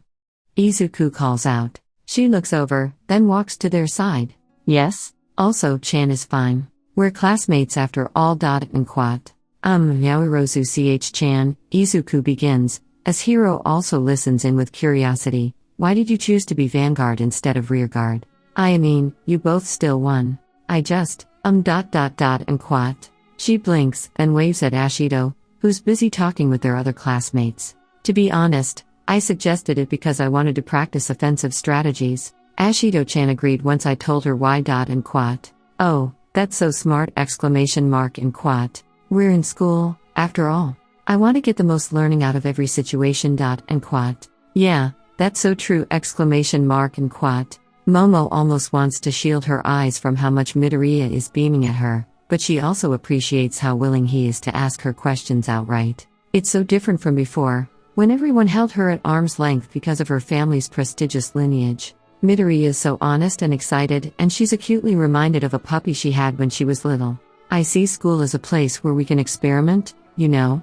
After all, trying out new things in the real world is too dangerous. And quat. Yeah. And quat. Midoriya shrinks in on himself for a second. Next matchup! And quat. The screen flashes like a slot machine, and 4 of their student ID pictures swing up. Hero team, Yurikaka Ochako and Midoriya Izuku. On the villain team! And quat. Momo watches as she sees the red drain from Midoriya's face, a wave of paper white melting down his face like candle wax under the skin. A violent tremor starts in his hands, the metal bits and ends on his costume jingling out a discordant tune. She pinches her earlobe as if she's Jiru, blinking at the sudden change in her classmate. Bakugo Katsuki and Ida Tenya! And quat. Momo watches over Midoriya, frowning as the world seems to disappear from his consciousness. Izuku is gasping, Hiro hugging him under his suit, sending wave after wave of warmth and support. Izuku, please, listen to my voice. Izuku, please. Izuku, I swear I won't let him hurt you. Hiro's voice slices through his mental noise, a firm hand dragging him out from the muck. It's slow work, but the shock of people touching him throws him out completely. Midoriya-kun, are you alright? And quat. Why Yaoyorozu-chan? And quat. Midoriya-kun, are you with us? Yurikaka asks, clutching his hands. Ida and Yaoyorozu each have a hand on his shoulders, giving him these strange looks that Izuku doesn't recognize. Their eyes are narrowed, but there's no anger there. Lips are pulled down, but not scowling. They're worried. Izuku, we're worried about you. The boy winces as Hiro's emotions fill him, that stabbing emotion that he's been so intimate with for almost a decade. He doesn't want to make anyone feel like this, it's horrible. I'm fine, I'm okay now. Thank you, everyone, he says, pulling on a smile again. For some reason it doesn't smooth out the expression on Ida's face. Yurikaka and Yaoyorozu only lighten up by a shade. Midoriya-kun, you mentioned that I would be limited in close quarters. Do you have any suggestions? Ida asks in a weak attempt to distract his classmate. No way, Midoriya-kun is on my team. I can't let you give him any hints.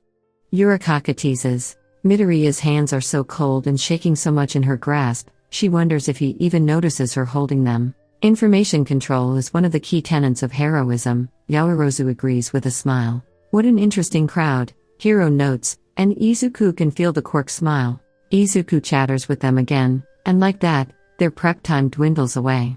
As they move into the building, he fiddles with his gloves, pulling up his socks and arm sleeves as they keep slipping down. Yurikaka-chan, I have an idea. And quat. I'm all ears. She whispers. He blinks at her, awestruck that she's so open to listening. Not now, we gotta focus, Izuku. Yeah. Yurikaka-chan. He takes a deep breath, digging deep inside him to claw out as much courage as he can. He exhales, and with it, as much of his worries as possible. Yurikaka-chan. Can you do this? And quat.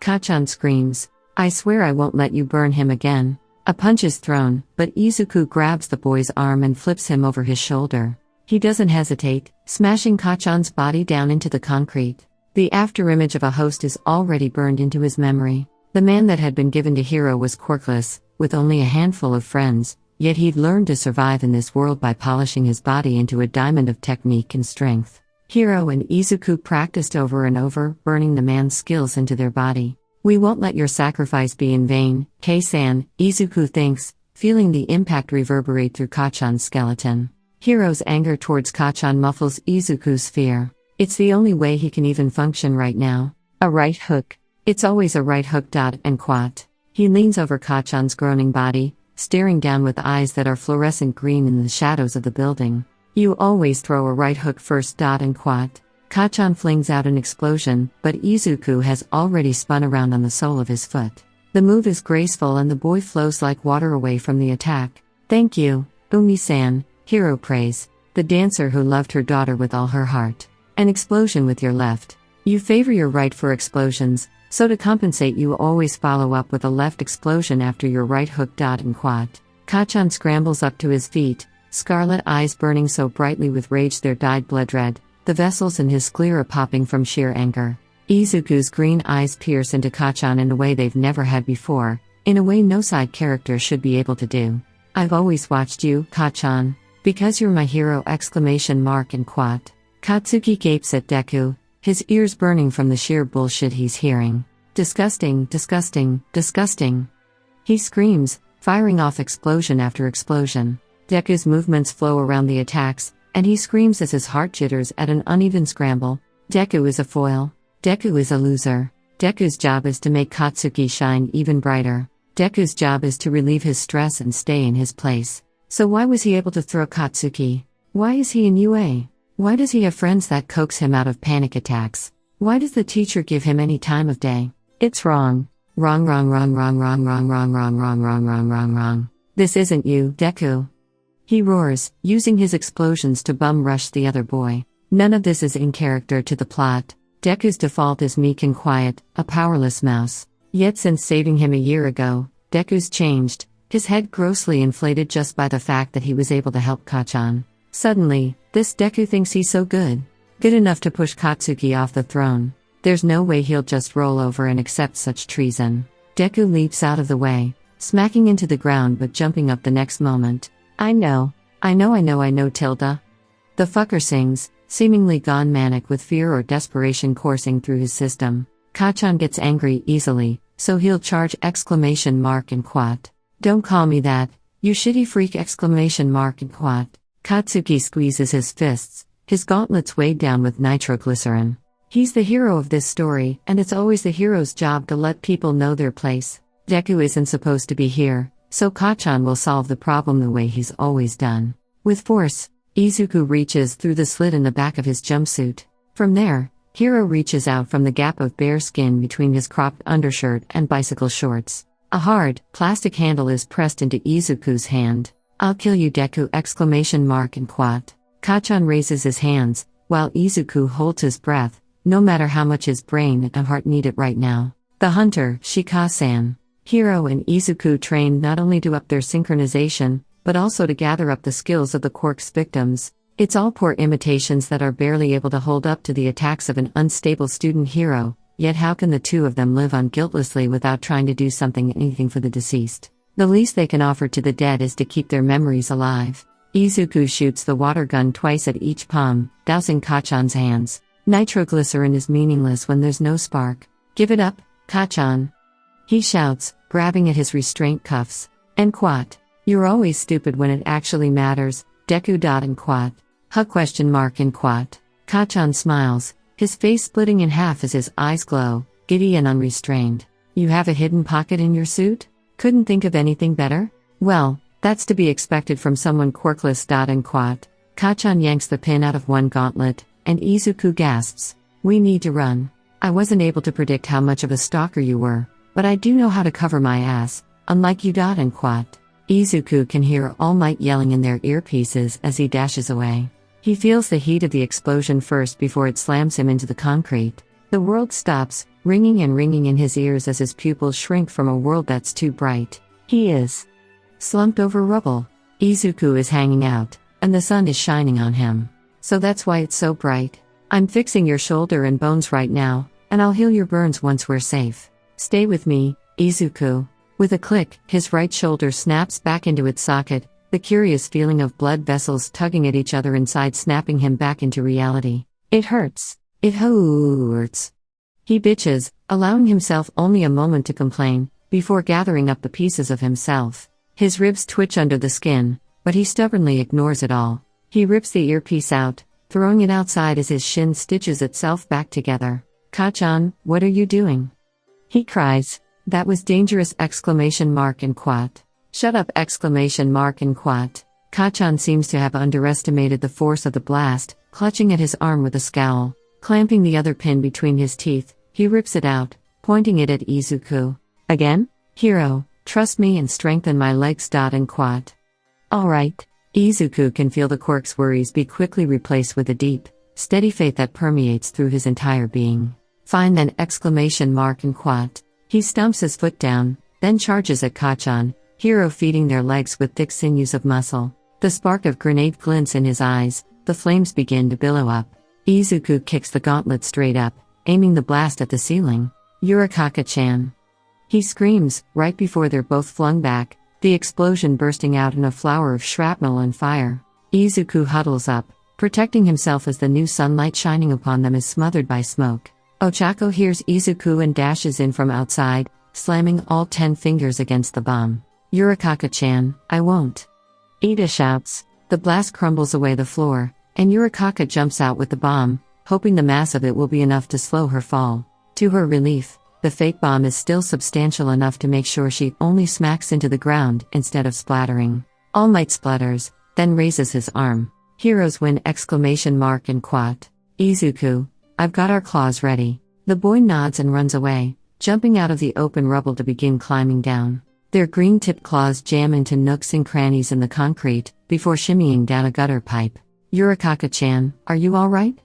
He asks, running over. She's sitting back, rubbing at her knees with a wince. Yeah, I think I'm good. We got the bomb too! And quat. She's using the bomb as a personal sunshade, waiting for her knees and shins to stop throbbing. Izuku bites his lip as he notices how in pain she is. I'm sorry, because of me. And quat. No, no way. She exclaims, waving about her hands. I was following your plan, I agreed to everything! And quat. She pauses, giving Izuku another once-over. Midoriya-kun, what happened to you? Your costume! And quat. Huh? And quat. He glances down, and immediately blushes. The upper left of his costume is almost completely blown off, and his back feels awfully cold. Next time he should request fireproofing. To his relief, the arm sleeves and the high collar of the jumpsuit have hidden the worst of his scars, and amazingly the makeup has survived. Oh, that apostrophe S. And quat. Kirei-san really knew her stuff, huh? Yeah, definitely. And quat. Midoriya-kun, are you alright? Your costume got burned so badly! And quat. Midoriya! And quat. Midoriya-kun! And quat. Ida and Yaoyorozu run at the duo, breathing hard. Midoriya-kun, are you alright? The explosion destroyed all the cameras and then your comm went out so. And quat. Midoriya shrinks away, unsure of how to react. Usually, he's the one with the motor mouth, being on the receiving end is strange. He should really talk less. I'm okay, body plus heals me so. And quat. Doesn't it hurt, though? Yaoyorozu asks. Hurt? Of course, it always hurts. Izuku is just used to it, but how does he explain that without telling on Kachan? In the corner of his eyes, he sees the boy marching off, ignoring All Might who's trying, and failing, to scold him. Wait, Kachan! And quat. Izuku? Izuku pulls his hands away from Yurikaka and begins running after Kachan. Kachan, wait up! And quat. Midoriya-kun? Yurikaka gasps. He follows Kachan in the tattered remnants of his suit, ignoring how his burned skin aches as it's tugged on. Kachan, what's the matter? Kachan? And quat. Why does the boy look so frustrated and down? The other is supposed to be a hero, someone who's a step above and brings hope to those around him. The Kachan he sees right now is sullen and discouraged. He ignores Hiro's frantic yelling, pushing ahead as they all enter a deserted section of the training area. Kansas, Chan? And quat. Kachan grabs Izuku's bare bicep, snarling. What's the matter?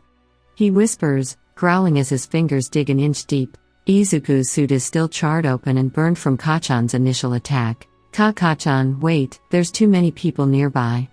And quat. The explosion blows Izuku back, and he slams into the dirt, smothering himself as his arm oozes blood in between gaps of cauterized flesh. Izuku.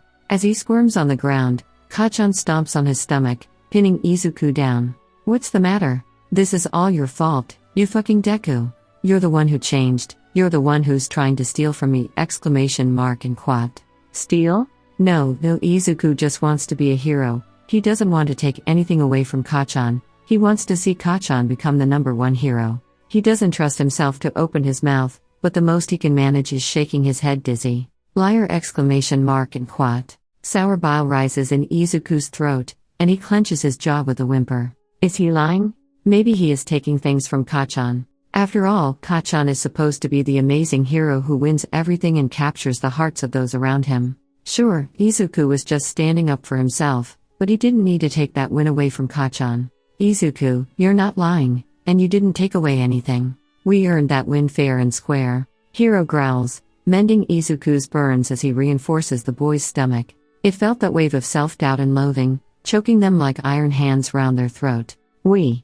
That's right. Izuku was working together with Hiro. Admitting that he lied and stole something from Kacchan is the same as refuting all the Quirk's efforts and how amazing Hiro is. Sucking in small sips of air, Izuku struggles to gather up enough oxygen to speak. I didn't steal anything from you, Kacchan. And Quat. Kacchan lifts his foot to stomp down again, and Hiro can't take it anymore. It rolls Izuku's body out of the way, then gets up to stomp away from Izuku's unhinged classmate. Don't touch me, Hiro hisses, Izuku's voice dropping down as the Quirk removes them from the situation. I'm sorry, Hiro, I shouldn't have run after Kacchan like that. I'm so sorry, were you scared? I made him angry even though fire hurts you. I'm sorry, Hiro, Izuku mumbles nonstop, in direct pleas to the Quirk for mercy. I'm sorry, you had to get stuck with me, I promise. And Quat, don't promise something like that, I know you're lying. Pointed anger stabs into Izuku while guilt closes the spikes into him like an Iron Maiden, strangling him to death with 1,000 cuts. He gasps, reaching out his mental feelers to the Quirk, but to his horror it's deflected. He comes back to his friends, trying to placate them with a smile, but his lips won't curl up.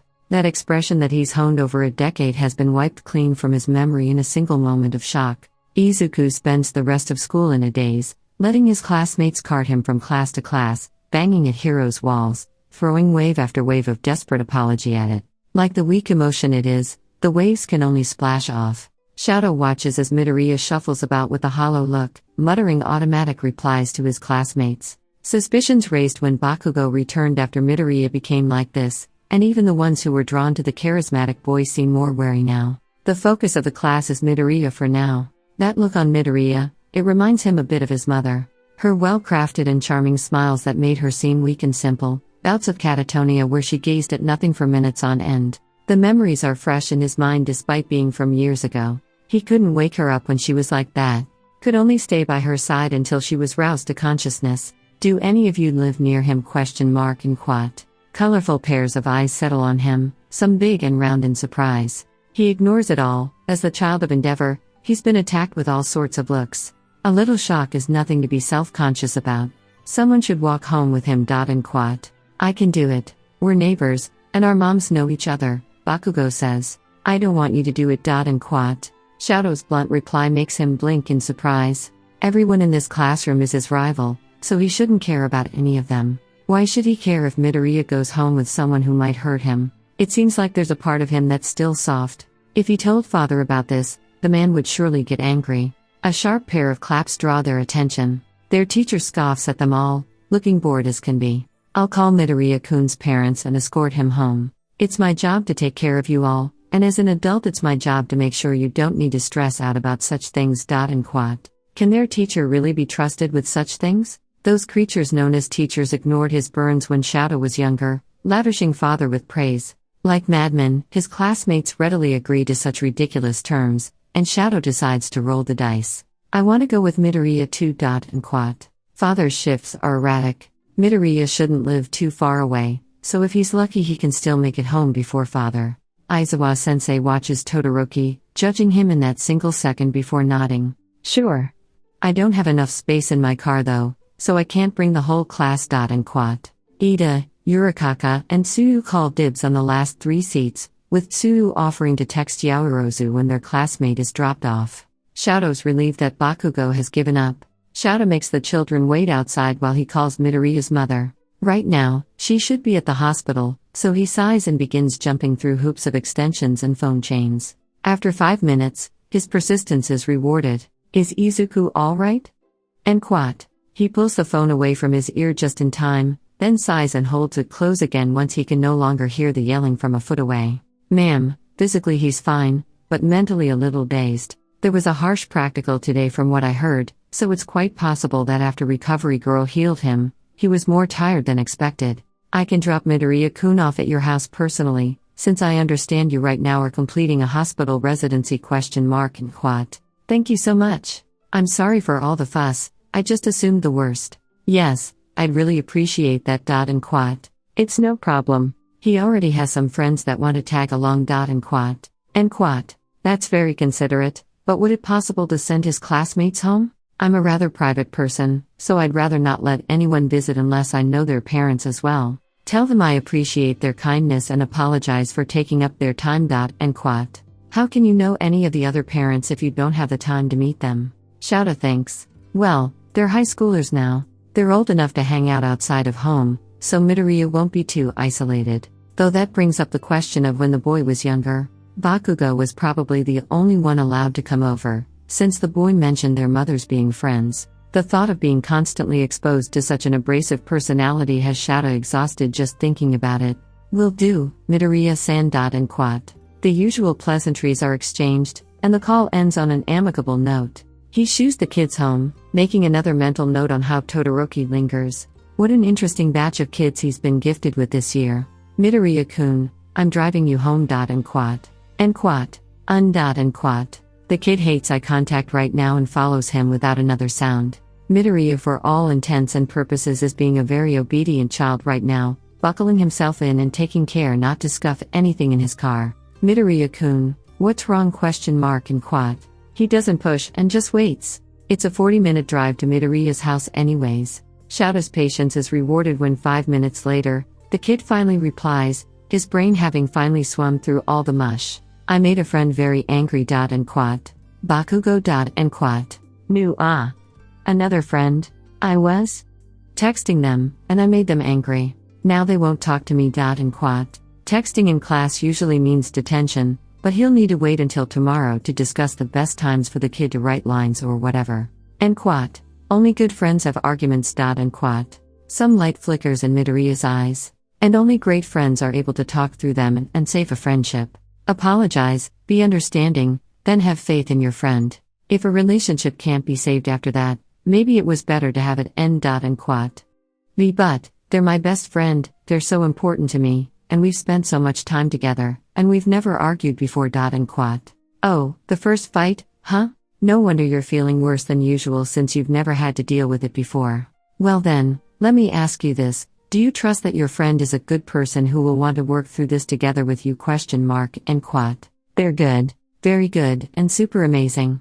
I don't know if they'll want to forgive me. And quat. Shouta hums to himself, wishing he could just let his eyes drift over the cityscape instead of staring at the road. Trust is a two-way street, Midoriya. You want to work through it, but don't think your friend will? Then it's doomed from the start. And quat. Midoriya picks at his cuticles, the skin rough and torn from years of mistreatment. The boy is quiet and pensive, hugging his backpack tight for comfort. Not us. What does trust have to do with it? And quat. Do you trust that your friend is a good person? And quat. Yes. Of course, I do. They're amazing. Midoriya snaps, the boy's voice carrying a hint of edge to Shouta's pleasant surprise. The surprise is dampened when Midoriya then shrinks in, apologizing. Sorry, my friend is so amazing. Midoriya mumbles with a smile. They're the nicest person I've met, and they're so patient and so smart. They help me feel better when I'm sad and they always encourage me. And quat. They sound like someone really amazing. And quat. Yeah, that's why. They're so nice and patient, but I still made them angry. And quat. The boy shuts up and Shouta sighs. You tell me they're amazing, but you also tell me that they're not nice enough to talk things out with you? And quat. Midoriya startles, staring at Shouta with large, shining eyes. His gaze then flickers to his knees, as he chews on his thumbnail with anxious bites. No. What if they hate me now? They're forced to be my friend, sensei. And quat. You're being real mean to your friend right now. And quat. And quat. You keep acting as if your friend is some horrible person who won't forgive you. And quat. And quat. Do I deserve to be forgiven? And quat. The question is spoken like a wisp of breath off the tongue, near silent and said only out of instinct. You do, Midoriya. You're a good kid. A very good kid. And quat. The kid freezes, his hands beginning to shake and making Shouta wonder if he's made a mistake. Shouta knows he's made a mistake when Midoriya bursts into loud, bawling sobs. Thank you, Aizawa-sensei. Thank you! And quat. Maybe it was the right decision after all. Izuku stumbles inside after profusely thanking Aizawa-sensei. He sighs thinking about all the homework he needs to do and decides the first thing to do is to shower then soak in a bath. His face is swollen and there's the stirrings of a headache behind his eyes. It's only during his bath does he notice the burns all healed. He wants to cry again. How could he have doubted Hiro like that? All these scars, they're proof of how much the Quirk cares. Izuku. I don't think we'll ever be able to agree on that, child. I'm sorry. And Quat. He doesn't feel the wave of relief he expected from hearing Hiro's voice again. He hurts you, Izuku. I make people angry, and besides, Kachan's gonna be an amazing hero once he grows up! And Quat. I don't believe that. Well, I do. And Quat.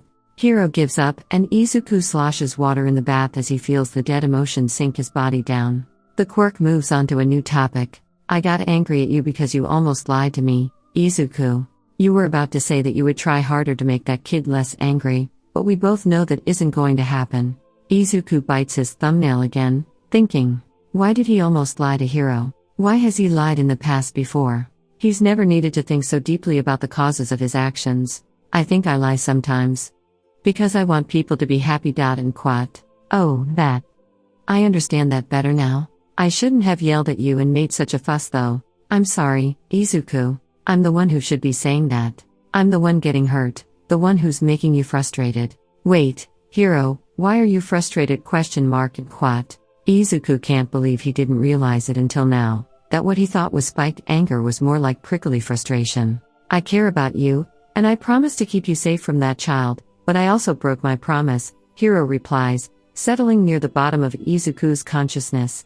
Then aren't we even? We each broke a promise, so now we're gonna do better. And Quat. Hiro jolts up, and Izuku intertwines compassion and understanding into the Quirk's shock. Yeah, the Quirk admits with soda pop bubbles of happiness. Yeah, we're even now. Izuku's first week of high school ends so abruptly that Hiro needs to remind him of his meeting with Ida the next day. Hiro, can you check the weather for tomorrow? And Quat. As he pulls out the new clothes he got with the third years, Hiro scrolls through their phone with green claws. 24 degrees Celsius. This sweater is too warm then. And Quat. Izuku sighs. Izuku hasn't gotten any new clothes in years. His jackets all have sleeves right up his forearms at an unflattering cut, shirts are uncomfortable to wear, and pant legs look cropped at just the right length to reveal his dumb ankle socks. Maybe none of this mattered when he didn't have friends or people to hang out with, but now he's meeting a classmate tomorrow. Kirei-san's memories aren't helping him either, the woman's memories giving him some semblance of a fashion sense. We'll make do, Hiro reassures Izuku, the warmth of a smile seeping into the boy like a hug inside his mind. Izuku sighs, leaning into the sensation and exuding comfort. Yeah, you're right, Hiro. And Quat. They cuff the pants, look for the least holy pair of socks, and settle on an old shirt that might be from either middle school or elementary school. His jackets look odd on him, but there's not enough space for all the supplies he wants to carry just in case. It's no good to reach under his shirt like a weirdo to be handed stuff by Hiro. I'd say to just wear a backpack, but that's a little excessive. Fine. I'll just wear a jacket then. I hope Ida-kun doesn't think I'm weird tomorrow, he groans. If he judges you by your looks again, can I borrow your body to punch him? No, you can !T! And Quat. Hiro laughs, the sound like pebbles in a rattle. An odd, yet comforting noise that makes Izuku's beating heart slow down. That's right, Hiro will be with him tomorrow, and he's taking his steps towards heroism by tearing down this anxious loneliness of his. He's scared, but with Hiro, being terrified isn't debilitating. Instead of trembling at the start line, unable to run, he can at least take small steps with Hiro at his side. Okay, then let's just go to sleep! And Quat. Tenya needs to double-check his phone when leaves the train station. Midoriya is already there, waiting and fumbling with his headphones, speaking to some unseen companion. The boy keeps tugging on the sleeves of his jacket, which right up his forearms as he fidgets. Strange. Midoriya's entire outfit looks ill-fitting. All the clothes are too small, causing them to scrunch up in the wrong places. To top it all off, he's even wearing gloves, on such a warm day no less. Midoriya-kun! And Quat. The boy yanks his headphones out in a hurry, jamming them into his pockets. The wire tangles around his hands, but he smiles, nonetheless. Am I late? How long have you been waiting? Tenya asks. That smile cracks, Midoriya's brows furrowing in at the questioning. I'm so sorry. I got here early. I'm sorry! And Quat. No, Tenya says, his hands raising reflexively, as if to protect himself. I appreciate the thoughtfulness. And quat. Midoriya looks at him with wide eyes but says nothing.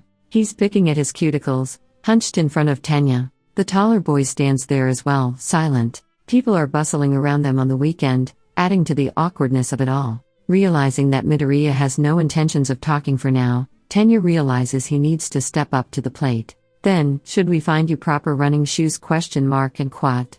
MN and quat. Tenya takes the lead, but he needs to glance back every few seconds to make sure that the other boy is still there. Midoriya doesn't walk by his side, opting to stay at his heels. Something flips in Tenya's stomach, but he ignores it. Never the one to back down, Tenya pauses to look properly at his classmate. Do you want to walk next to me? And quat. Oh, I'm sorry, I didn't want to make you angry. And quat. Why would walking next to someone make them angry? I can hardly think of anyone who'd be that on edge. And quat. Midoriya's eyes widen at Tenya's words, big and green at what he's hearing. As he catches up, his picks at his cuticles through his gloves. I'm not that smart, so when I'm thinking hard about stuff, I mumble aloud. It's really creepy and annoying. And quat. Tenya should say something. He really should be saying anything. Yet his mind is empty, and his heart can't muster up anything but guilt. Someone has been mistreating Midoriya, that much is obvious. Why else would his own peer be afraid of walking next to others? The only thing Tenya did was add on to that harassment during the entrance exam. A bully. One of the farthest things from a hero he can be. Hey, are you sure you don't mind me walking next to you? I'm warning you, it's really creepy when I mumble! And quat. Oh, you should still walk next to me. We're doing something together right now, no? Therefore, you should be next to me, Tenya says, bullshitting some hackneyed logic to disprove the other's fears. Midoriya blinks up at him with large, unfaltering eyes, reminding Tenya of a baby doe that's been separated from its mother. Tenya rubs at a crick in his neck in discomfort, waiting for the other boy to trot up next to him. Thank you! And quat. You don't need to. And quat. The conversation lapses back into silence, but now at least Midoriya is walking side by side with him. After we find some good shoes for you, let's get lunch. And quat. Really? And quat. Tenya is rewarded with the first bit of honest happiness he sees from Midoriya. He forces on a smile and nods. You mentioned that Body Plus makes you very hungry. It'd be rude of me to not make space in our schedule for that. And quat. Wait. You remembered? That's so nice, Midoriya mumbles. Okay, that's progress. Tenya focuses on his face, keeping it pleasant and loose, though there's a part of him that desperately wants to scrunch up his brow. Is there anything else you want to do? And quat. Oh, I don't want to bother you like that! And quat.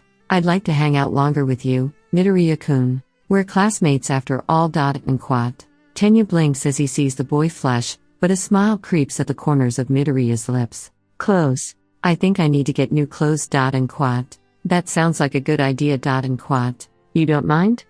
And quat. Not at all. And quat. Tenya can only imagine how uncomfortable his classmate is in his current outfit, to the point of immediately bringing it up despite being so shy. Izuku fiddles with the edge of his gloves as he tries on the first pair of shoes Ida brings out. It must look strange, but he wants to cover up both the scars and in case Hiro wants to do anything. He stands up, and Hiro's shock melts into his own. They take a few steps, hopping about. Whoa, these are. And quat. Comfortable, right? Ida says, walking in with another stack of boxes. MN! And quat. The soles of his feet are cushioned, and he walks around, Hiro examining their body. The stress on your knees and legs is reduced. Really?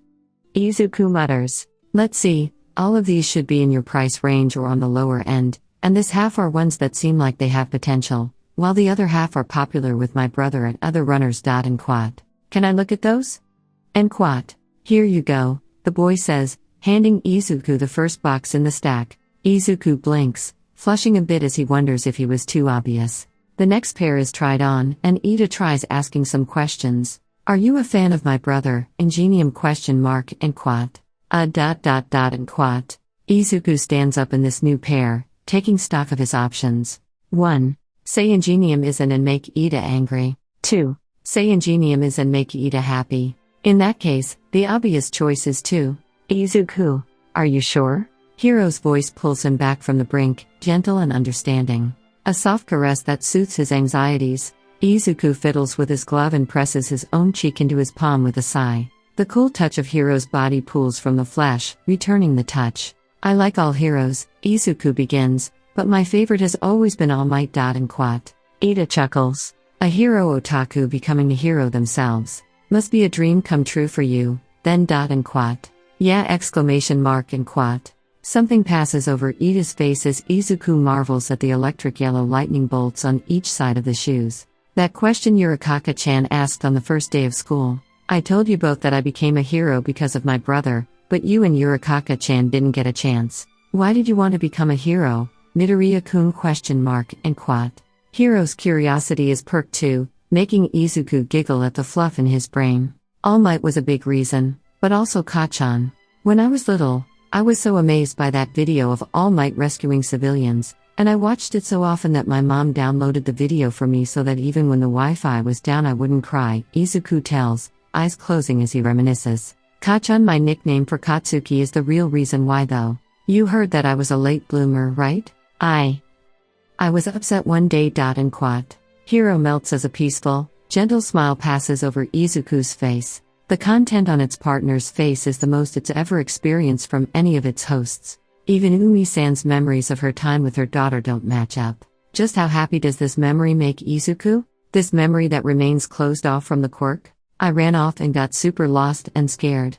That's when Kachan came and found me. I was so relieved, and so happy, that for the first time I realized what heroes could do for other people. I knew in that moment that I wanted to do the same for others. And Quat. The setting sun had dyed the world golden, those ruby eyes hypnotizing Izuku. Warm, soapy hands grabbed his, and brought him home to his crying mother. Kachan looked for Izuku. Kachan didn't hate him. Kachan saved him. That's why I want to be a hero, Izuku confesses. I see, Ida replies, unable to say much else. The shoes are bought, and the two settle into a booth as they carry trays of food over. Midori is balancing two of them, but by now Tenya's used to it. After all, they've all been watching Midoriya polish off an exorbitant amount of lunch every day.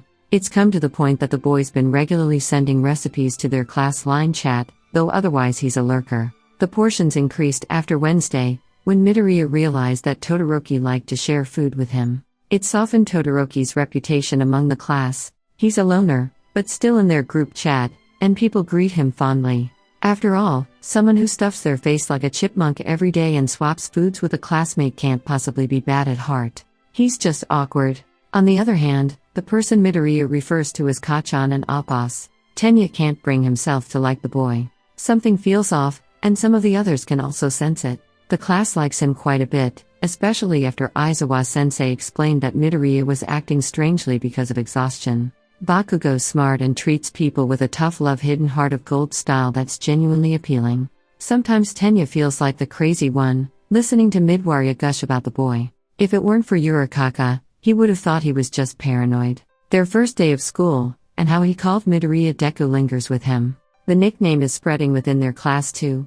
It's short for Dekiru, Bakugo had explained. That's so cute! And Quat. Oh, that's pretty manly. And Quat. Come on man, you can't be cool, good-looking, strong, and creative. Save some for the rest of us! And Quat. Tenya watches as Midoriya begins to take off his gloves to eat. As he pulls down his right glove, the boy blanches. He grabs his jacket and scoots out of the booth in 2 movements, hurrying away. Midoriya? And Quat. Tenya stands up, but looks at their food, still uneaten and left on the table. Does Midoriya even want Tenya to go help him? A person who makes him anxious and quick to apologize? Tenya takes a deep breath. At the end of the day, Tenya just wants to help his friend. He gets up, leaving their food alone to follow. It feels strange knocking on the door of a bathroom in a chain, but he still does, just in case. Huh? And Quat. Midoriya-kun, are you alright? And Quat. There's a clatter of what sounds like plastic on porcelain, and some muffled thing that Tenya can't hear. Why yeah, I'm fine. I'll be out in minute, don't worry! And Quat. Alright. And Quat. He'll respect Midoriya's choice, and someday hopefully he'll tell him everything. About what might have happened to him in middle school, why everything makes him so scared, and what Bakugo is really like. Izuku sighs as Hiro sharpens their hearing, and they listen to Ida stepping away. Green claws are clutched around the paste foundation, concealer, and powder that nearly fell off the sink. Izuku finishes smearing the foundation over the scar on his right wrist, before going over the smaller scars on both hands with concealer. A puff of finishing powder seals it all in, and the two admire their handiwork. Phew, all done. And quat. Ida-kun sounded worried about you. Nah, he was probably just weirded out by me jumping out like that. And quat. If he were weirded out, he wouldn't have gone to check on you. Izuku frowns, grabbing the makeup and dumping it back into his pockets with the gloves. There's no way to know for sure. I mean, we've only been in school together for a week. Someone as cool as Ida-kun being worried about me is too much. And quat. If you say so. Hiro replies with that sly lilt in his voice. Izuku blushes as innocent teasing tickles at his consciousness, making him squirm about. Haha, stop that, Hiro! And quat. Izuku sits down with Ida to properly finish their meal, enjoying all the burgers and fries on his tray, with a milkshake for good measure. Food really does taste better with someone else. He cheers to himself, happy and full. This fullness probably won't last, but in the moment it's bliss. Yes, it does. And quat. Oh, sorry, was I bothering you? And quat. Izuku tried to say nothing as he was eating to not annoy Ida, but to his relief the other boy is smiling. Hunger is supposed to be the best spice, but company must be the second best. And quat. Izuku grins and nods back. Definitely! And quat. The first place Ida suggests for clothes is Uniqlo, and Izuku squirms about for a few seconds with folded arms.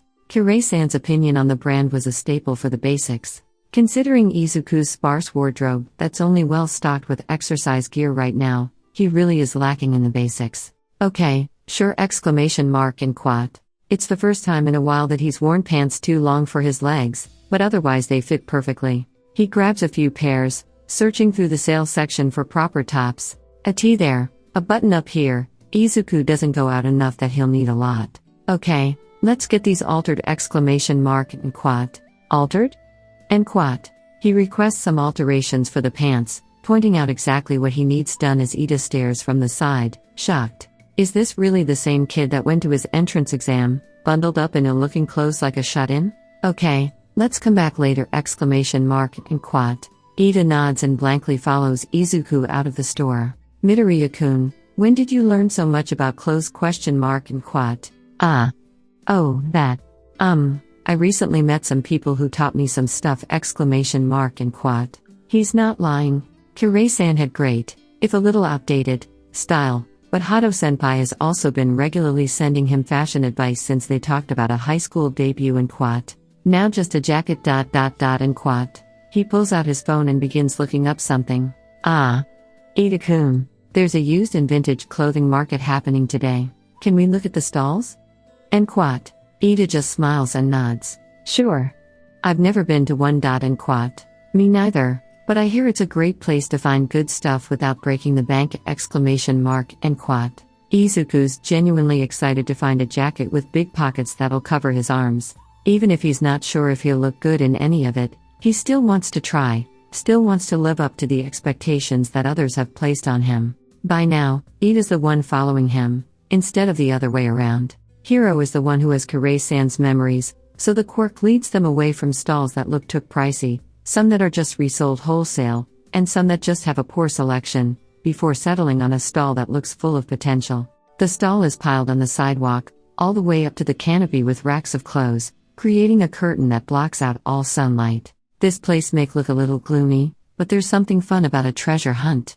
If you need anything, just ask me, the attendant tells them, demonstrating with a telekinesis quirk a pen spinning midair. Whoa, that's a super cool quirk! And quat. And quat. It's like my mom's but even stronger! And quat. Oh, thank you, haha! And quat. What are the limits to your quirk? And quat. Around 25 kilos? I could probably train it more, but I'm no hero, and I'm not one of those quirk fitness junkies out there. And quat.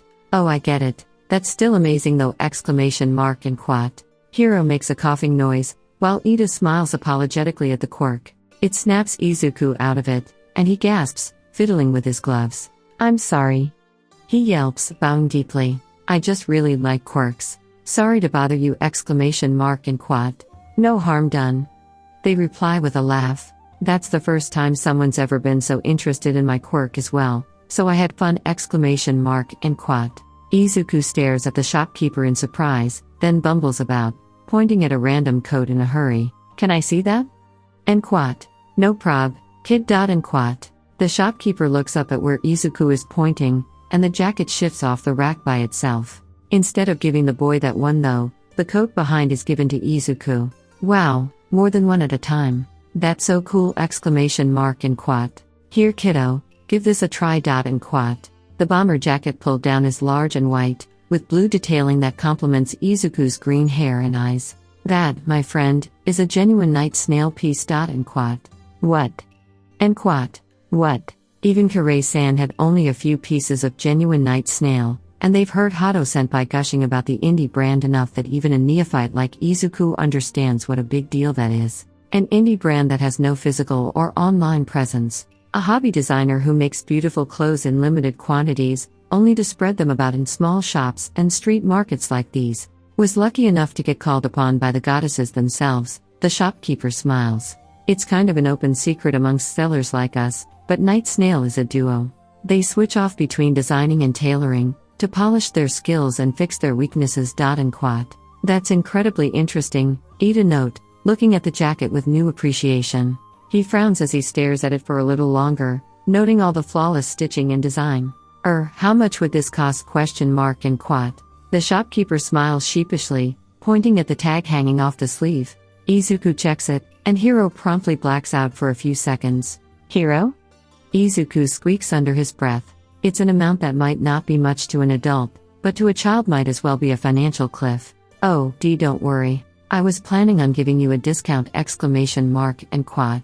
At the word discount, Hiro manages to rouse back to life, the lights flickering back on in Izuku's consciousness. This is Night Snail, though! And quat. From the way you two have been speaking, I'm also wondering if that would be a good idea, Ida adds. What are you two kiddos? Heroes in training? I was planning on keeping that one for myself, which is why I stuck it in that corner, but I think it'd be a lot happier with you. And quat. And quat. Clothes are meant to be worn and enjoyed and used to their fullest, the shopkeeper explains. I think that'd be more likely to happen with you than with me. And quat. They look at Izuku's shabby clothes, at the obvious first foray into fashion and maybe a high school debut early in the school year. A discount on something I wasn't planning on selling in the first place is still a profit for me no matter what. Take 50 off. And quat. Ida's jaw drops. 50? As in? The taller boy's voice drops off in hesitation. There's absolutely no way. Percent. And quat. Izuku, we're getting it. Yes! And quat. Izuku pulls a battered All Might wallet out of his pocket and happily pays for the jacket, which the shopkeeper packs up neatly. It was really fun talking to you, kid. Used to think my quirk wasn't much, but... They smile at Izuku. Now I don't think so. And quat. All quirks are amazing, Izuku insists to the shopkeeper. Shine is completely blown away by now. At least, I think so! And quat. Ida grabs Izuku as another group of people come into the stall, and they need to make space. Thank you! And quat. Back at ya, kid! And quat. Izuku walks down the street next to Ida, smiling at his new jacket.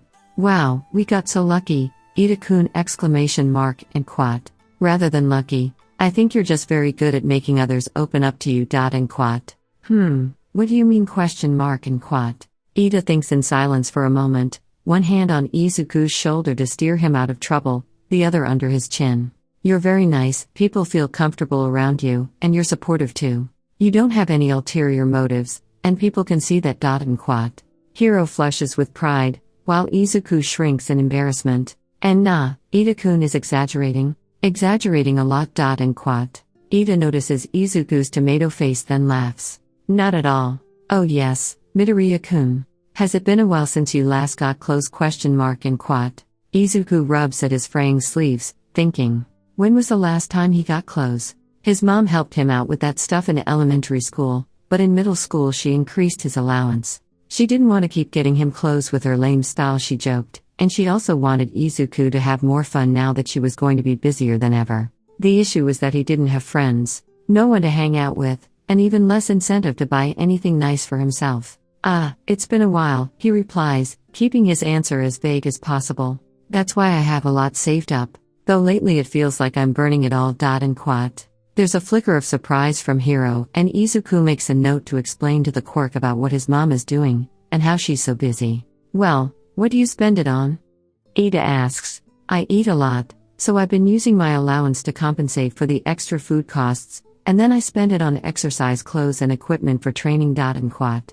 Izuku slaps at his cheeks for a few seconds, hyping himself up. Still, it was all worth it. Saving up for all those years means that I can afford stuff now and hang out with everyone. Midoriya's clothes look like he hasn't gotten anything new to wear in a very, very long time. They're all growing and going through their growth spurts, and for a long time Ida's mom was complaining about how he was outgrowing everything. What have Midoriya's parents been doing? Do they have money issues? Midoriya's hefty allowance suggests otherwise though. His friend also cooks all his own meals. How often is Midoriya just left alone to his own devices? Even when Tenyu's parents are busy, he usually has Tensei to keep him company. Isn't Midoriya lonely? There's no more time to think when they reach the station, with trains going in different directions. Tenyu's wondering if he should help Midoriya with his bags, when his classmate suddenly runs over to 3 older kids also there. Izuku-kun ? And quat. Mirio-senpai. I got new shoes. Oh yeah, Hato-senpai, you won't believe what I found.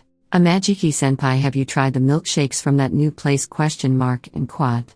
Midoriya is talking a mile a minute, and the 3 upperclassmen look just as happy to see him. He's holding 3 conversations at once, beaming in a way that he never is in school. Tenya would be lying if he said he wasn't a little jealous. The boy with the black hair looks up, pointing at Tenya, when Midoriya jumps and turns around to wave him over. This is my classmate, Ida-kun ! And quat. Classmate.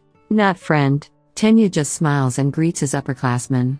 He's sure that with some persistence, one day Midoriya will call him a friend too. Fuck! And quat. Katsuki hurls his phone at the wall. Why the hell are you asking me that?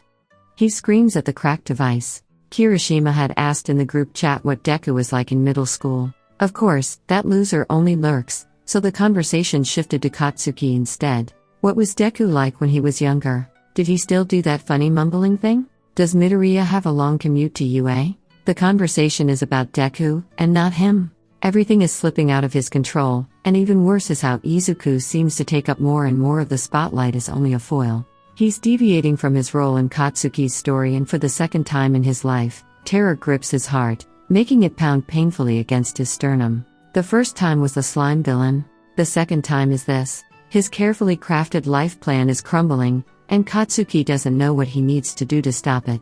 He can't bully Deku as much compared to in Altera, since here the teachers actually give a shit for some godforsaken reason. Hey, brat. What are you throwing around up there? And quat. His mom bursts into the room, glaring. Listen, I could hear you screaming from downstairs. What's wrong? And quat. Nothing, ya hag! And quat. She looks him over, then sighs and sits on his bed, surrounded by All Might merch. C'' near. And quat. You're doing that dumb thing where you treat me like a baby. And quat. Yeah, I'm your mom, I get to do that. Now gimme a hug. And quat. Making a big show of bitching and mouthing off, he still settles in a hug with her, grumbling. Now tell me what's the matter. And quat. Nothing crazy, just feel like things aren't going right. And quat. Stuff like that happens in life. Things going wrong aren't always your fault, but what does matter is how you react. You're my kid though, so I know you'll always make the right choice. And quat. Katsuki listens to her words, feeling his heart calm down and his breathing even out. Still fucking sucks. And quat. Ha, time to show those other hero kids what you're made of then, right? And quat. You're right, you old hag. And quat. Brat. Anyways, you're always gonna be my number one, you know? And quat. Seriously? That's so cringe. And quat. I'm trying to be nice here! And quat. Katsuki lets his mom keep yelling, even as they're both smiling.